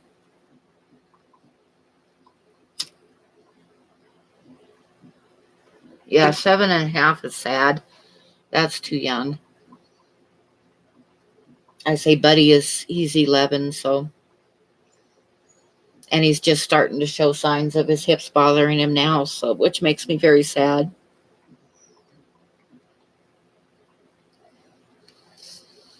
Exactly, Jess. There's been a couple people that Buddy doesn't like, and I totally trust him because he likes everybody. But there's been a couple times when, yeah, have a kid that lives across the street from me, and Buddy doesn't like him. And I know the kid steals, but he won't come over. There's no way in hell he's coming over here even when I'm gone because he's scared of Buddy, and Buddy doesn't like him. And then one time I was traveling and I stopped at a rest area to go to the bathroom, and I let Buddy out first. And there was a guy that was leaning against the bathroom's walls, like, there was a girls' bathroom on one side of the building and a boys' bathroom on the other, and the guy was kind of in the middle, leaning against the wall. And Buddy looked over at him and started this low, deep grumble in his chest. And I was like, I let Buddy go to the bathroom, and I'm like, okay, I'm going to the next rest area because I totally trust Buddy on that one. So, yeah, I trust him.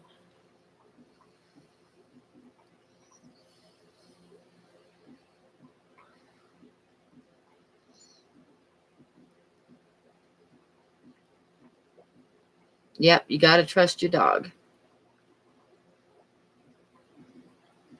Oh, I'll have to go check full moon.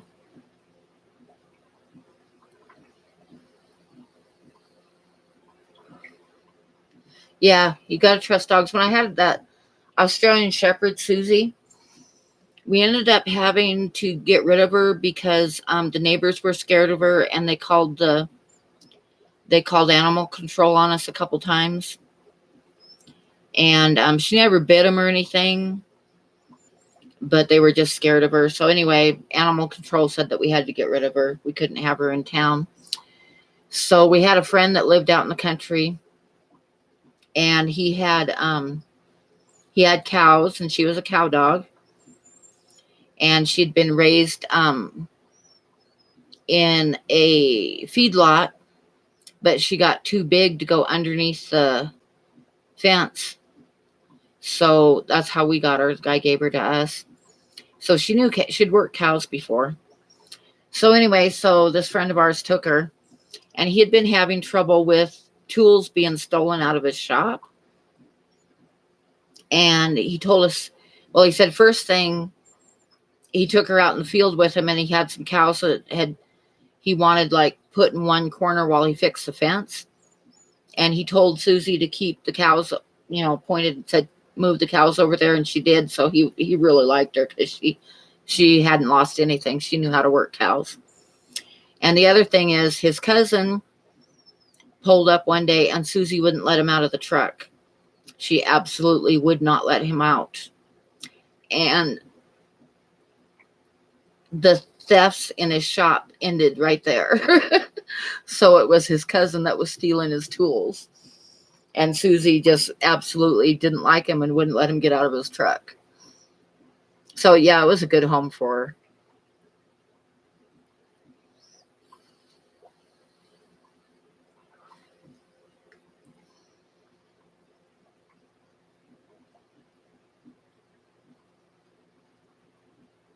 But she didn't bark. She'd just kind of get this deep rumble in her throat and chest. And one day, had the screen door open, and this guy came up. He was a little Korean guy, and he was selling encyclopedias. And I didn't know he was at the door until I heard this voice saying, "Help, your dog is eating me." She had him like cornered. She didn't bite him or anything, but yeah, I just heard him say, "Help, your dog is eating me." Oh.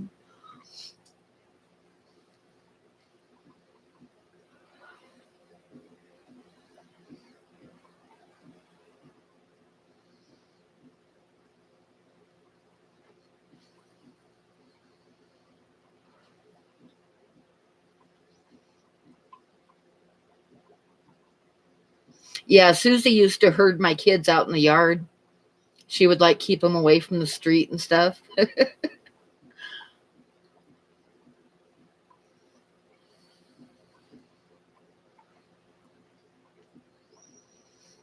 Now, the one time I didn't listen to a dog was when I lived in Baker, Oregon. The neighbors had an Australian Shepherd, and her name was Susie too. That must be a popular name for Australian Shepherds, but her name was Susie, and she adopted me. She was over at my house all the time.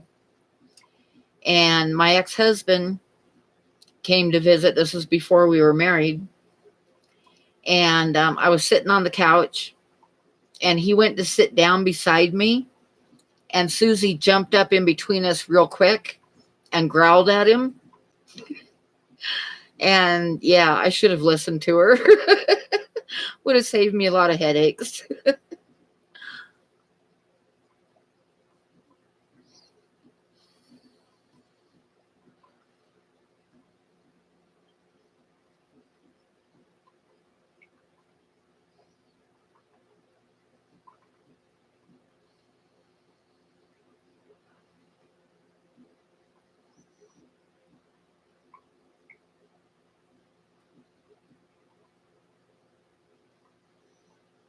Okay, what is Bob talking about?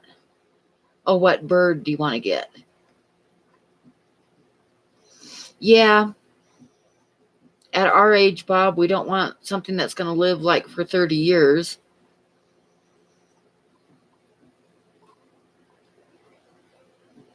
I'm kind of thinking about a bird too, but I got to kind of keep the pets toned down a little bit until I get my art going.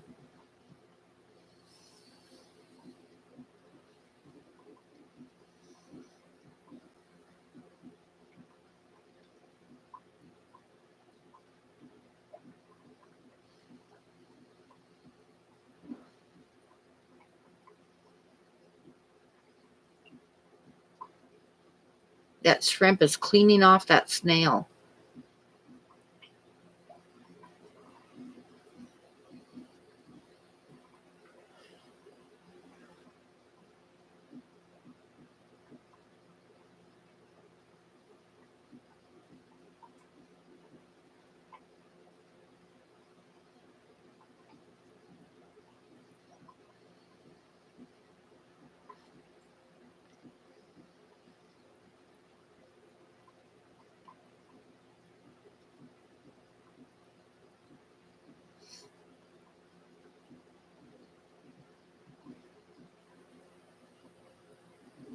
That's it. That's it. Can't out can't have our pets outlive us. So we got to live forever.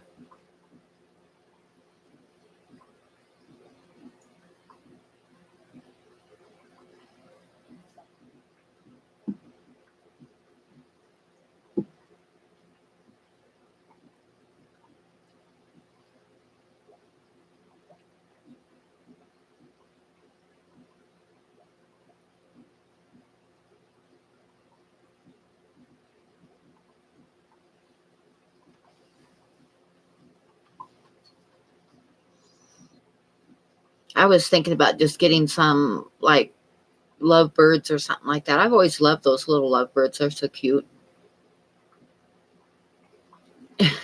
I'll teach it to cuss.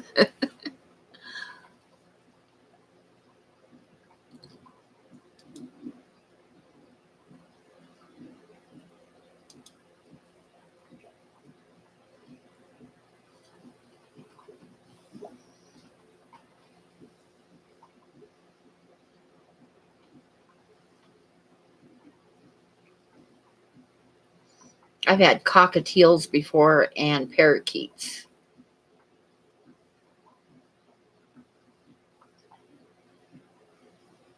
You subbed a couple bird channels. That's cool.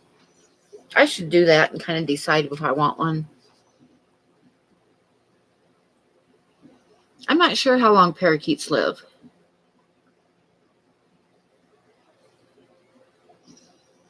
Those African grays talk a lot and are really smart from what I've seen.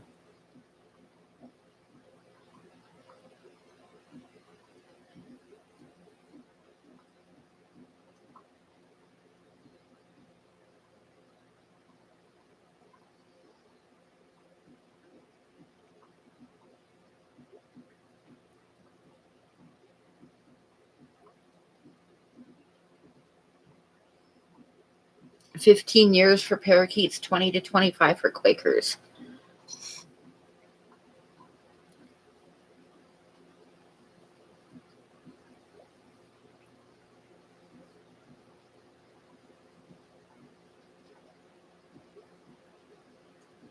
My cockatiels, I've had two cockatiels and they were quite the characters. I wouldn't mind getting another one of them.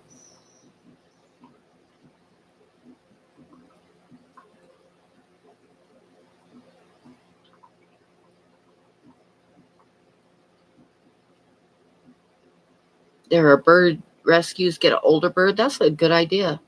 I'm sure there aren't any in Wyoming, but there might be some around Bob.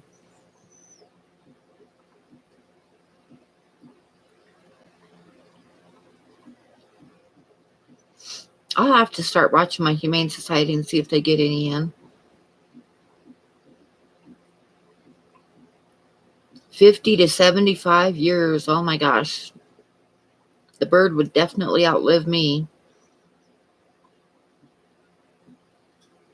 You've got a dog nursing home already? Yeah. Both Buddy and Mario are both 11.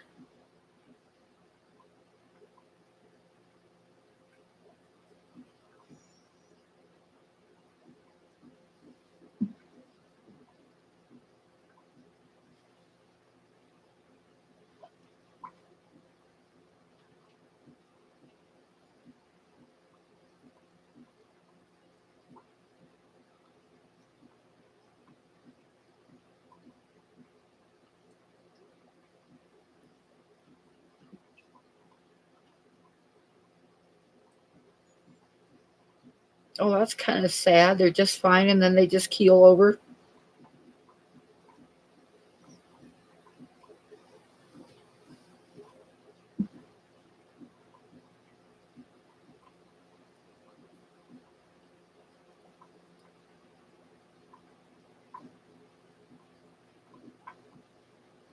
Oh, 17. Little dogs live longer than big dogs.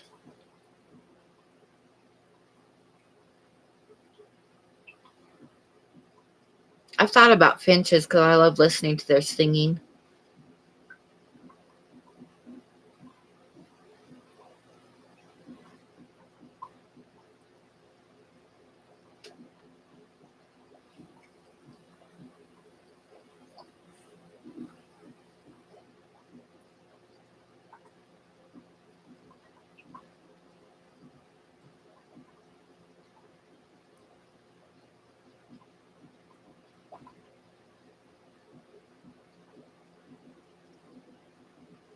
You don't want a too noisy bird. I don't mind the singing. Squawking wouldn't be good, but singing. Yeah, finches just kind of tweet.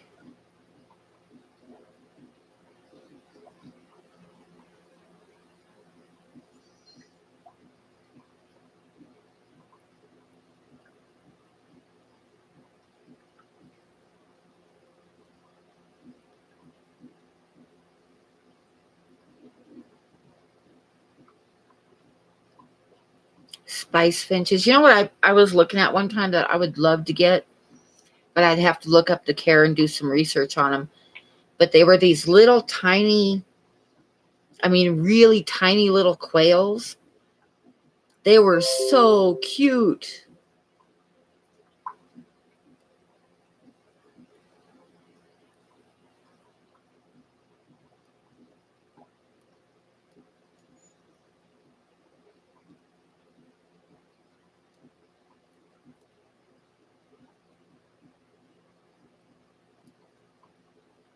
I don't remember what kind they were. I think they were some kind of a Chinese quail. But yeah, they were adorable. I used to have some fan-tailed pigeons that were pure white, and they were really pretty too.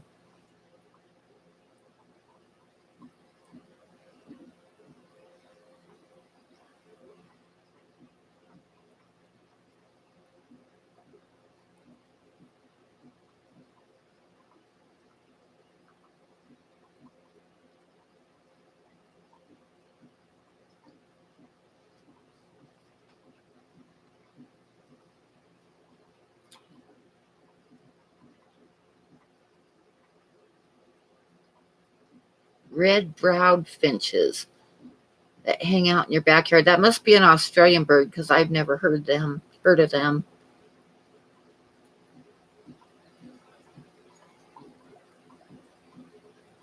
Australia has the coolest animals. I would love to go there someday.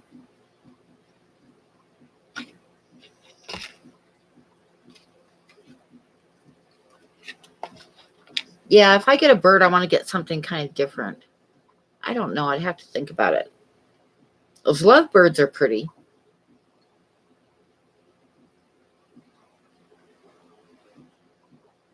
but those quail would be pretty awesome.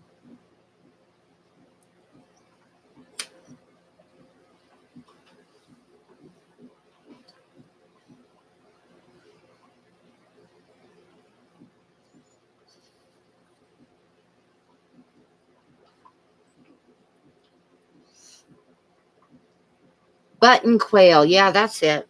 I think that's them. Let me look it up. I think that's it, though.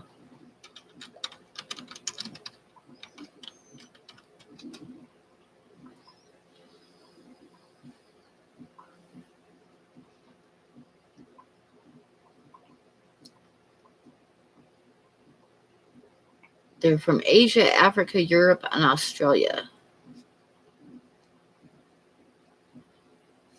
Yep, I think that's them. They're real tiny little guys. Also known as a Chinese painted quail. Button quail are the smallest of the quails. Like all quail, they are ground dwellers with feet unable to perch on sticks.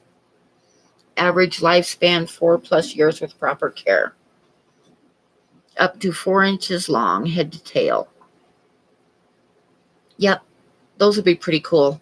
But I have to research the care because obviously you don't want a bird cage for them. Buddy snacks.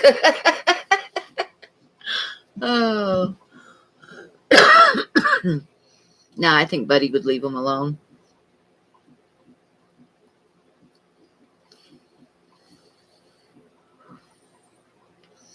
But yeah, the button quail would be kind of neat. I'd have to research what kind of cage you need for them and stuff. Yep, they're literally the size of a nugget. Yeah, I saw them at the county fair one time. Somebody had some in there, and they were so cute. And I've kind of had them in the back of my mind ever since then because they were really cute.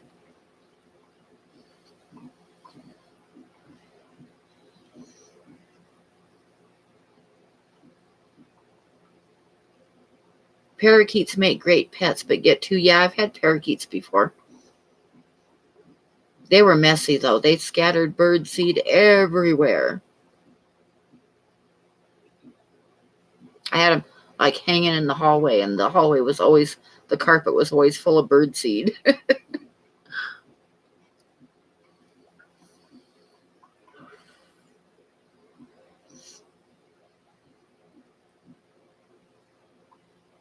The egg, yeah, I bet the eggs are about the size of a thumbnail because those are tiny, tiny button quails are really small.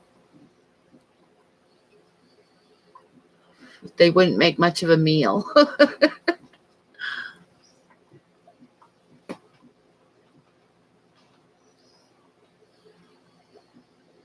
Barbie eggs. I'd probably let them hatch just because. Frying eggs, yeah. Little tiny, tiny eggs.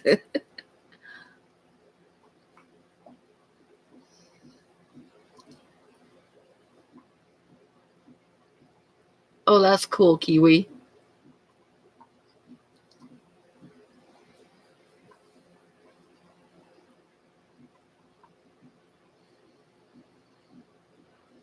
Super rich and delicious.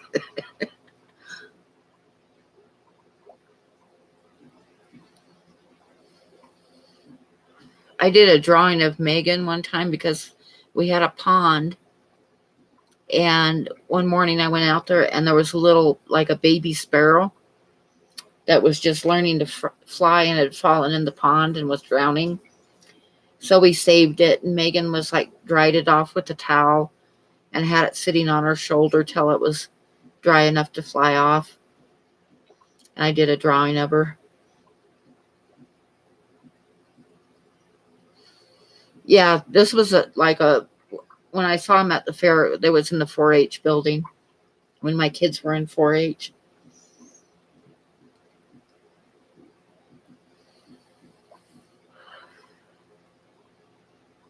No.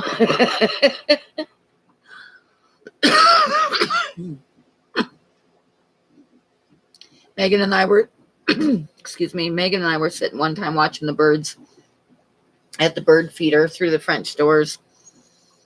And I got up, went to the bathroom, and I came out, and all the birds were gone. And I was asking Megan, I said, what did you do? The birds are all gone. And she's like, I didn't do anything. And like, I'm staring at the bird feeder, and there's not a single bird anywhere close. And then my eyes kind of refocused to the porch rail. and there was a young eagle sitting on the porch rail, and I'm like, ah, that's where all the birds went.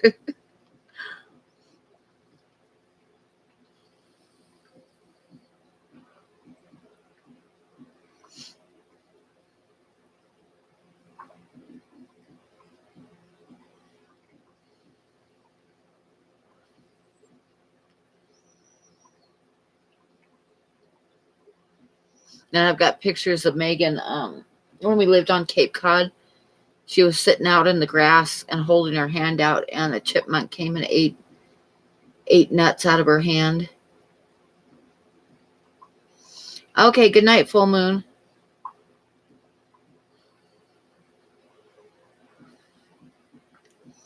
Let's get parakeets. I wouldn't mind parakeets. There's Jessie. I was wondering where you were at.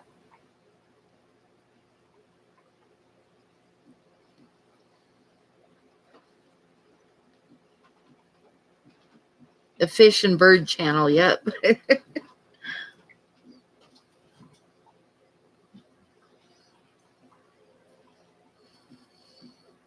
I want to get dart frogs too, but I don't have the money to get a terrarium right now. But I really want some of Dank Tank's dart frogs. Oh, I hope she's okay, Jessie.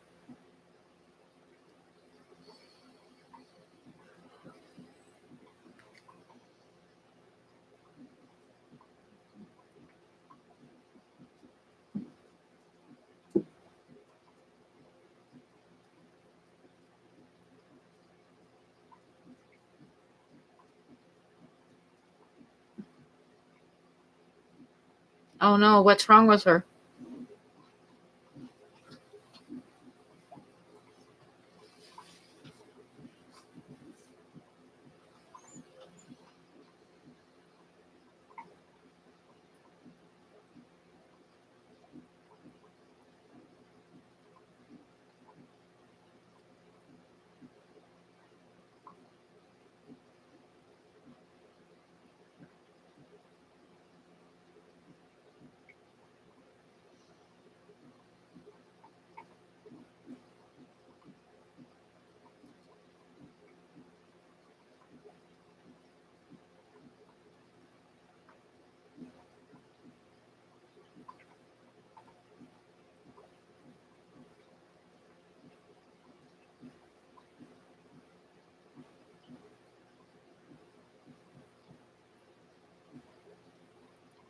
Oh, I haven't seen him either. He's usually in here. I haven't seen him today either. Maybe he's busy. Oh, ouch.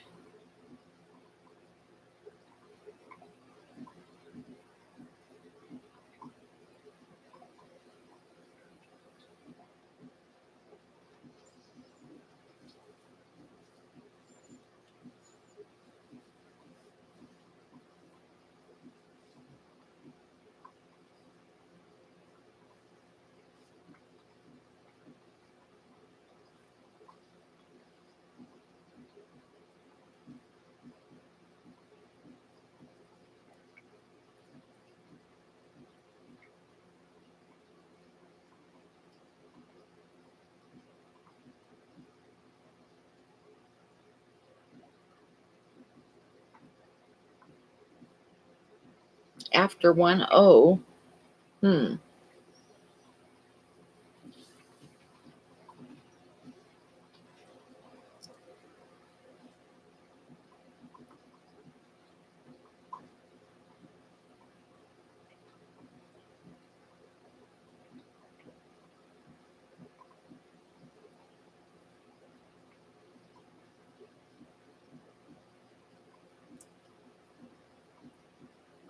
Oh, ouch.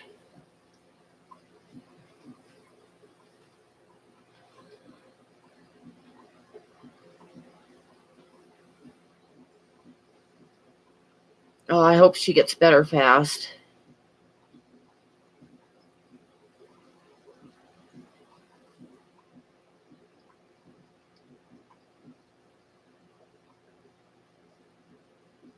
Oh, ouch, Big D.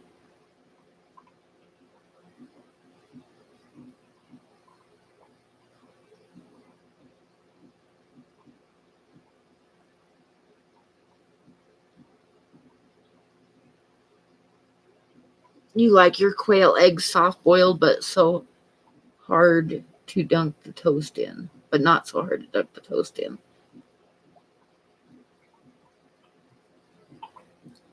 Okay, Alice. Yep, we're the bird channel tonight.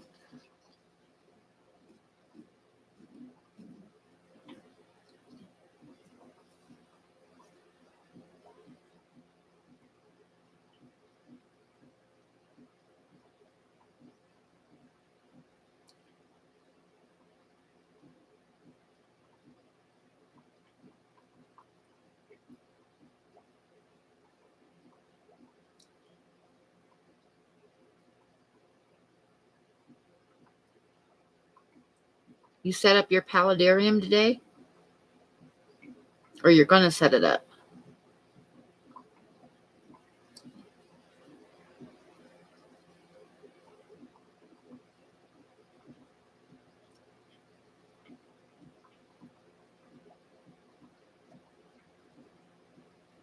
Yeah, I'm so glad Caleb's almost done with all the stuff he's been going through.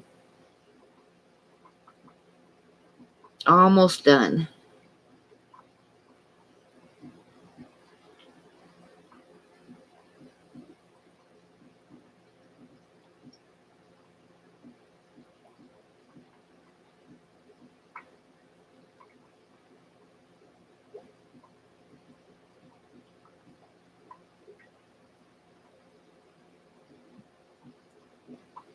Did you put out a video on it, Jesse? I didn't see it. Oh, shrimp riding a snail.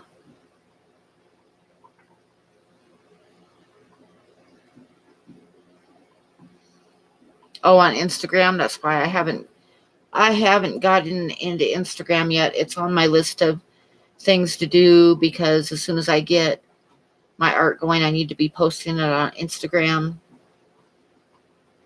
So I got to figure it out on my phone. I wonder if I need to delete the account that I have on my computer that doesn't work in order to start it up on my phone. Because I opened one up with my computer, but I can't post or answer or do anything on it. It's just there. So, yeah, I need to do it on my phone. So I wonder if I need to delete the account and restart it. It will be the same. Okay.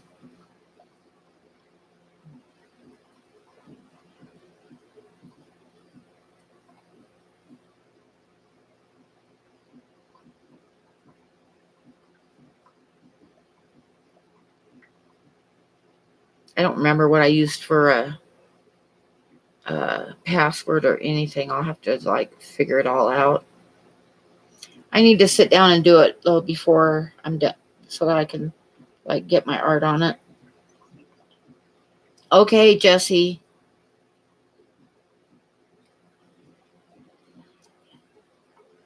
Our good thoughts are with you and your sister-in-law.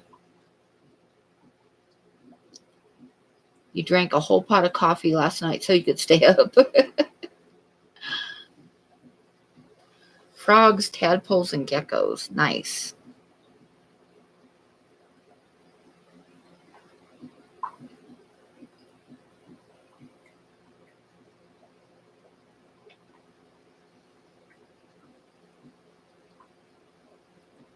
Coffee. I'm going to get another cup of coffee. I'll be right back. Speaking of coffee, I have to work tomorrow, but I'm going to have another cup.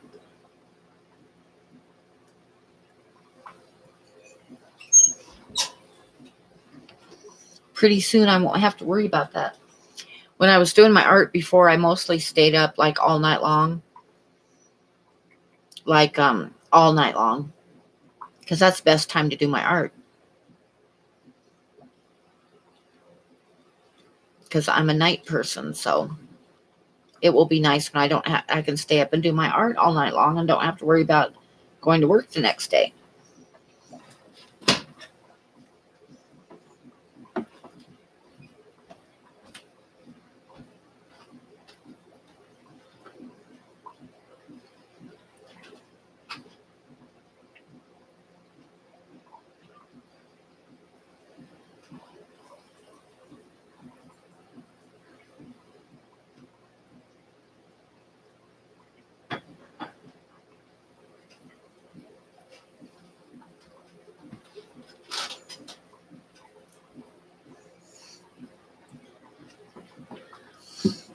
The one thing that I will miss though is living so close to Yellowstone, because I used to I'd go into Yellowstone all day, and I'd get home and fix myself a pot of coffee and stay up all night painting.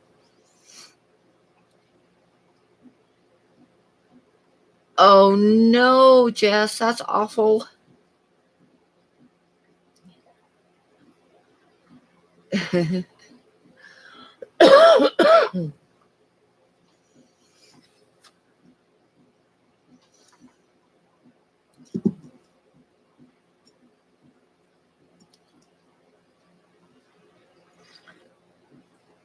But I'm going to take my truck in, I think, either this weekend or next weekend and get it fixed.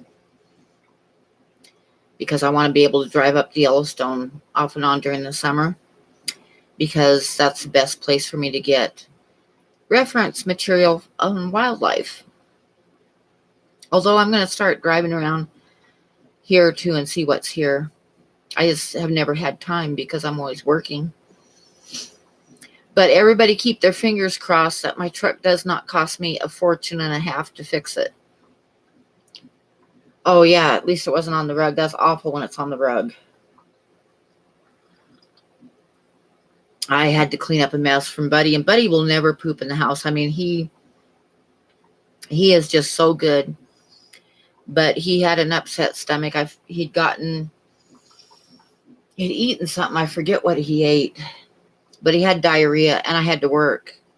And I took him out before I left, but the poor guy, there was nothing he could do, and he had diarrhea on the floor back in the bedroom, and it was awful to clean up. But I didn't yell at him or anything because he just doesn't go in the house. He'll sit and hold it forever, but he had diarrhea and he couldn't hold it.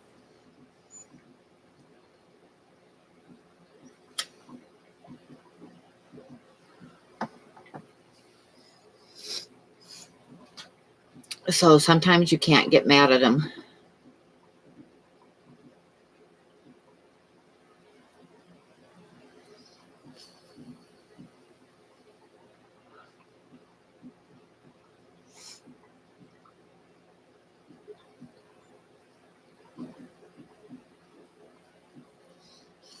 There was an old guy that, when I lived in the Dalles in Oregon, there was an old guy that lived about a block away.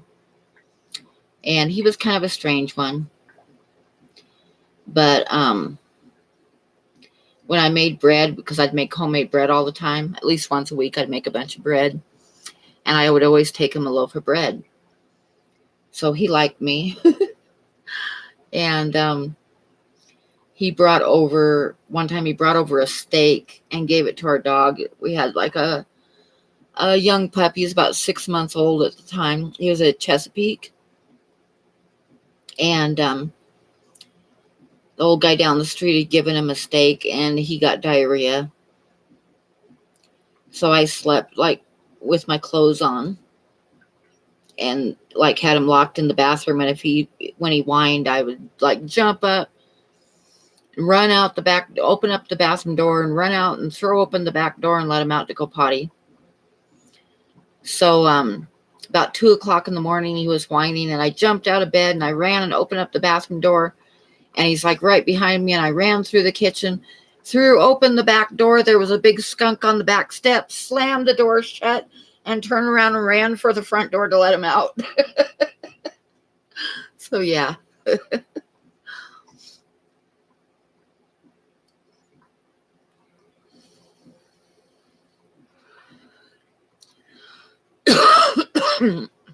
But that old guy, he was funny because he had a place in town and he had a place out in the country. And he would kind of alternate between the two. And every once in a while, he'd knock on the door and ask if he could get a ride out to his place out in the country. And he was at his place out in the country, and he always collected cardboard and stuff to burn for fires to keep warm. And it got too cold, and he got frostbite on his feet, and he ended up in the hospital. And so the hospital is checking to see how he's going to pay for it. That guy was rich.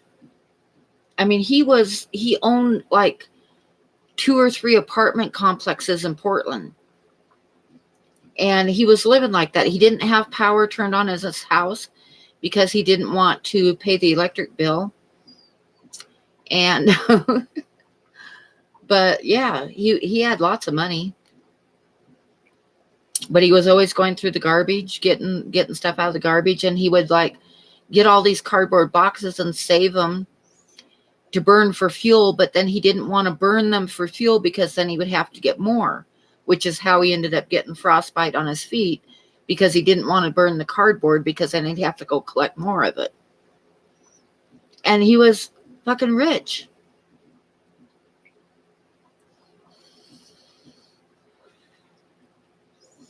My favorite thing that he ever did, though, oh my God, it was so funny. Like I say, he lived about a block away, and his yard was always super overgrown and stuff because he didn't mow or anything like that, and he didn't have power at his house. And so, there was never any lights on, and he didn't have a car or anything.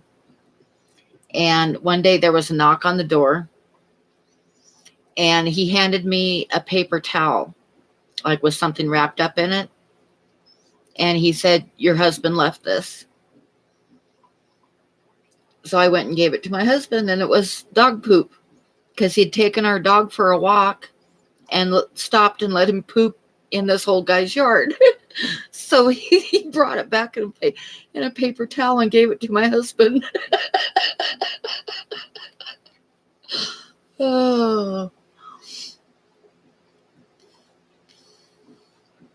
Which I thought was pretty funny. But he was scared of women, but he liked me because I always gave him bread, so he liked me.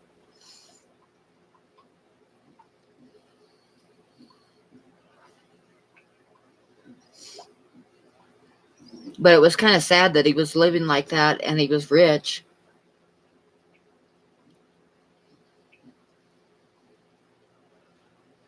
I think the hospital ended up, I never saw him around after that. I think the hospital put him in a nursing home when he got out of there, when he was like healed up.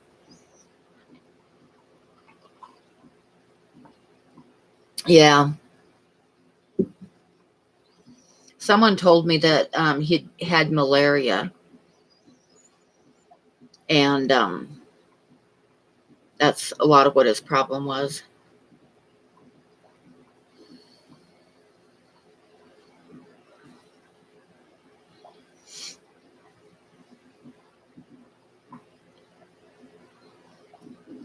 Yeah, he needed some supervision. Yep.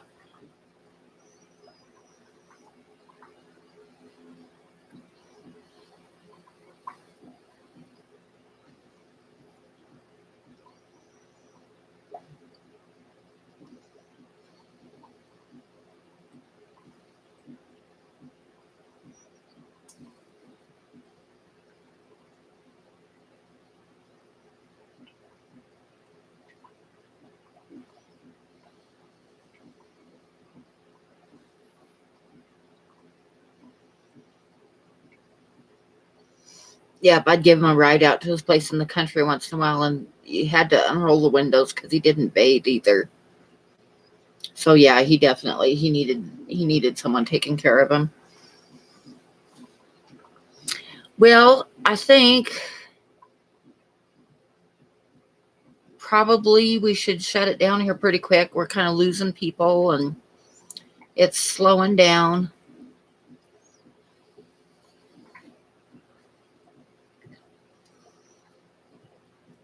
This weekend, I'm going to do a drawing for the giveaway. So you guys remember, I'm going to have a drawing or a giveaway on my birthday stream, which is going to be Saturday night on the 22nd. So don't forget that. I'm going to do a drawing this weekend. Yeah, just like a small drawing for the giveaway. And you got to get off to work and everybody's getting tired. No, that's not the drawing. The giveaway isn't going to be until the weekend after this, but I'm going to do the drawing this weekend. That sounds confusing. Like drawing for the drawing, but no, I'm going to do the actual charcoal drawing this weekend. And then the next weekend, I'm going to give it away. I know it's confusing, huh? I got to learn how to speak better. Does it make sense now? Got it? Okay. So next Tuesday, I'll probably show the drawing, the finished drawing, when I have my stream next Tuesday. And then the following Saturday night is when I'll be giving it away on the live stream. Yeah, I think everybody's getting tired, so I'm going to go ahead and shut it down. Just say piece. Yeah, I could just call it a piece of artwork. I'm going to do a piece of artwork this weekend to give away in a, not a drawing. I'm probably going to do like Bob Steenfot did and do like everybody say a number or something.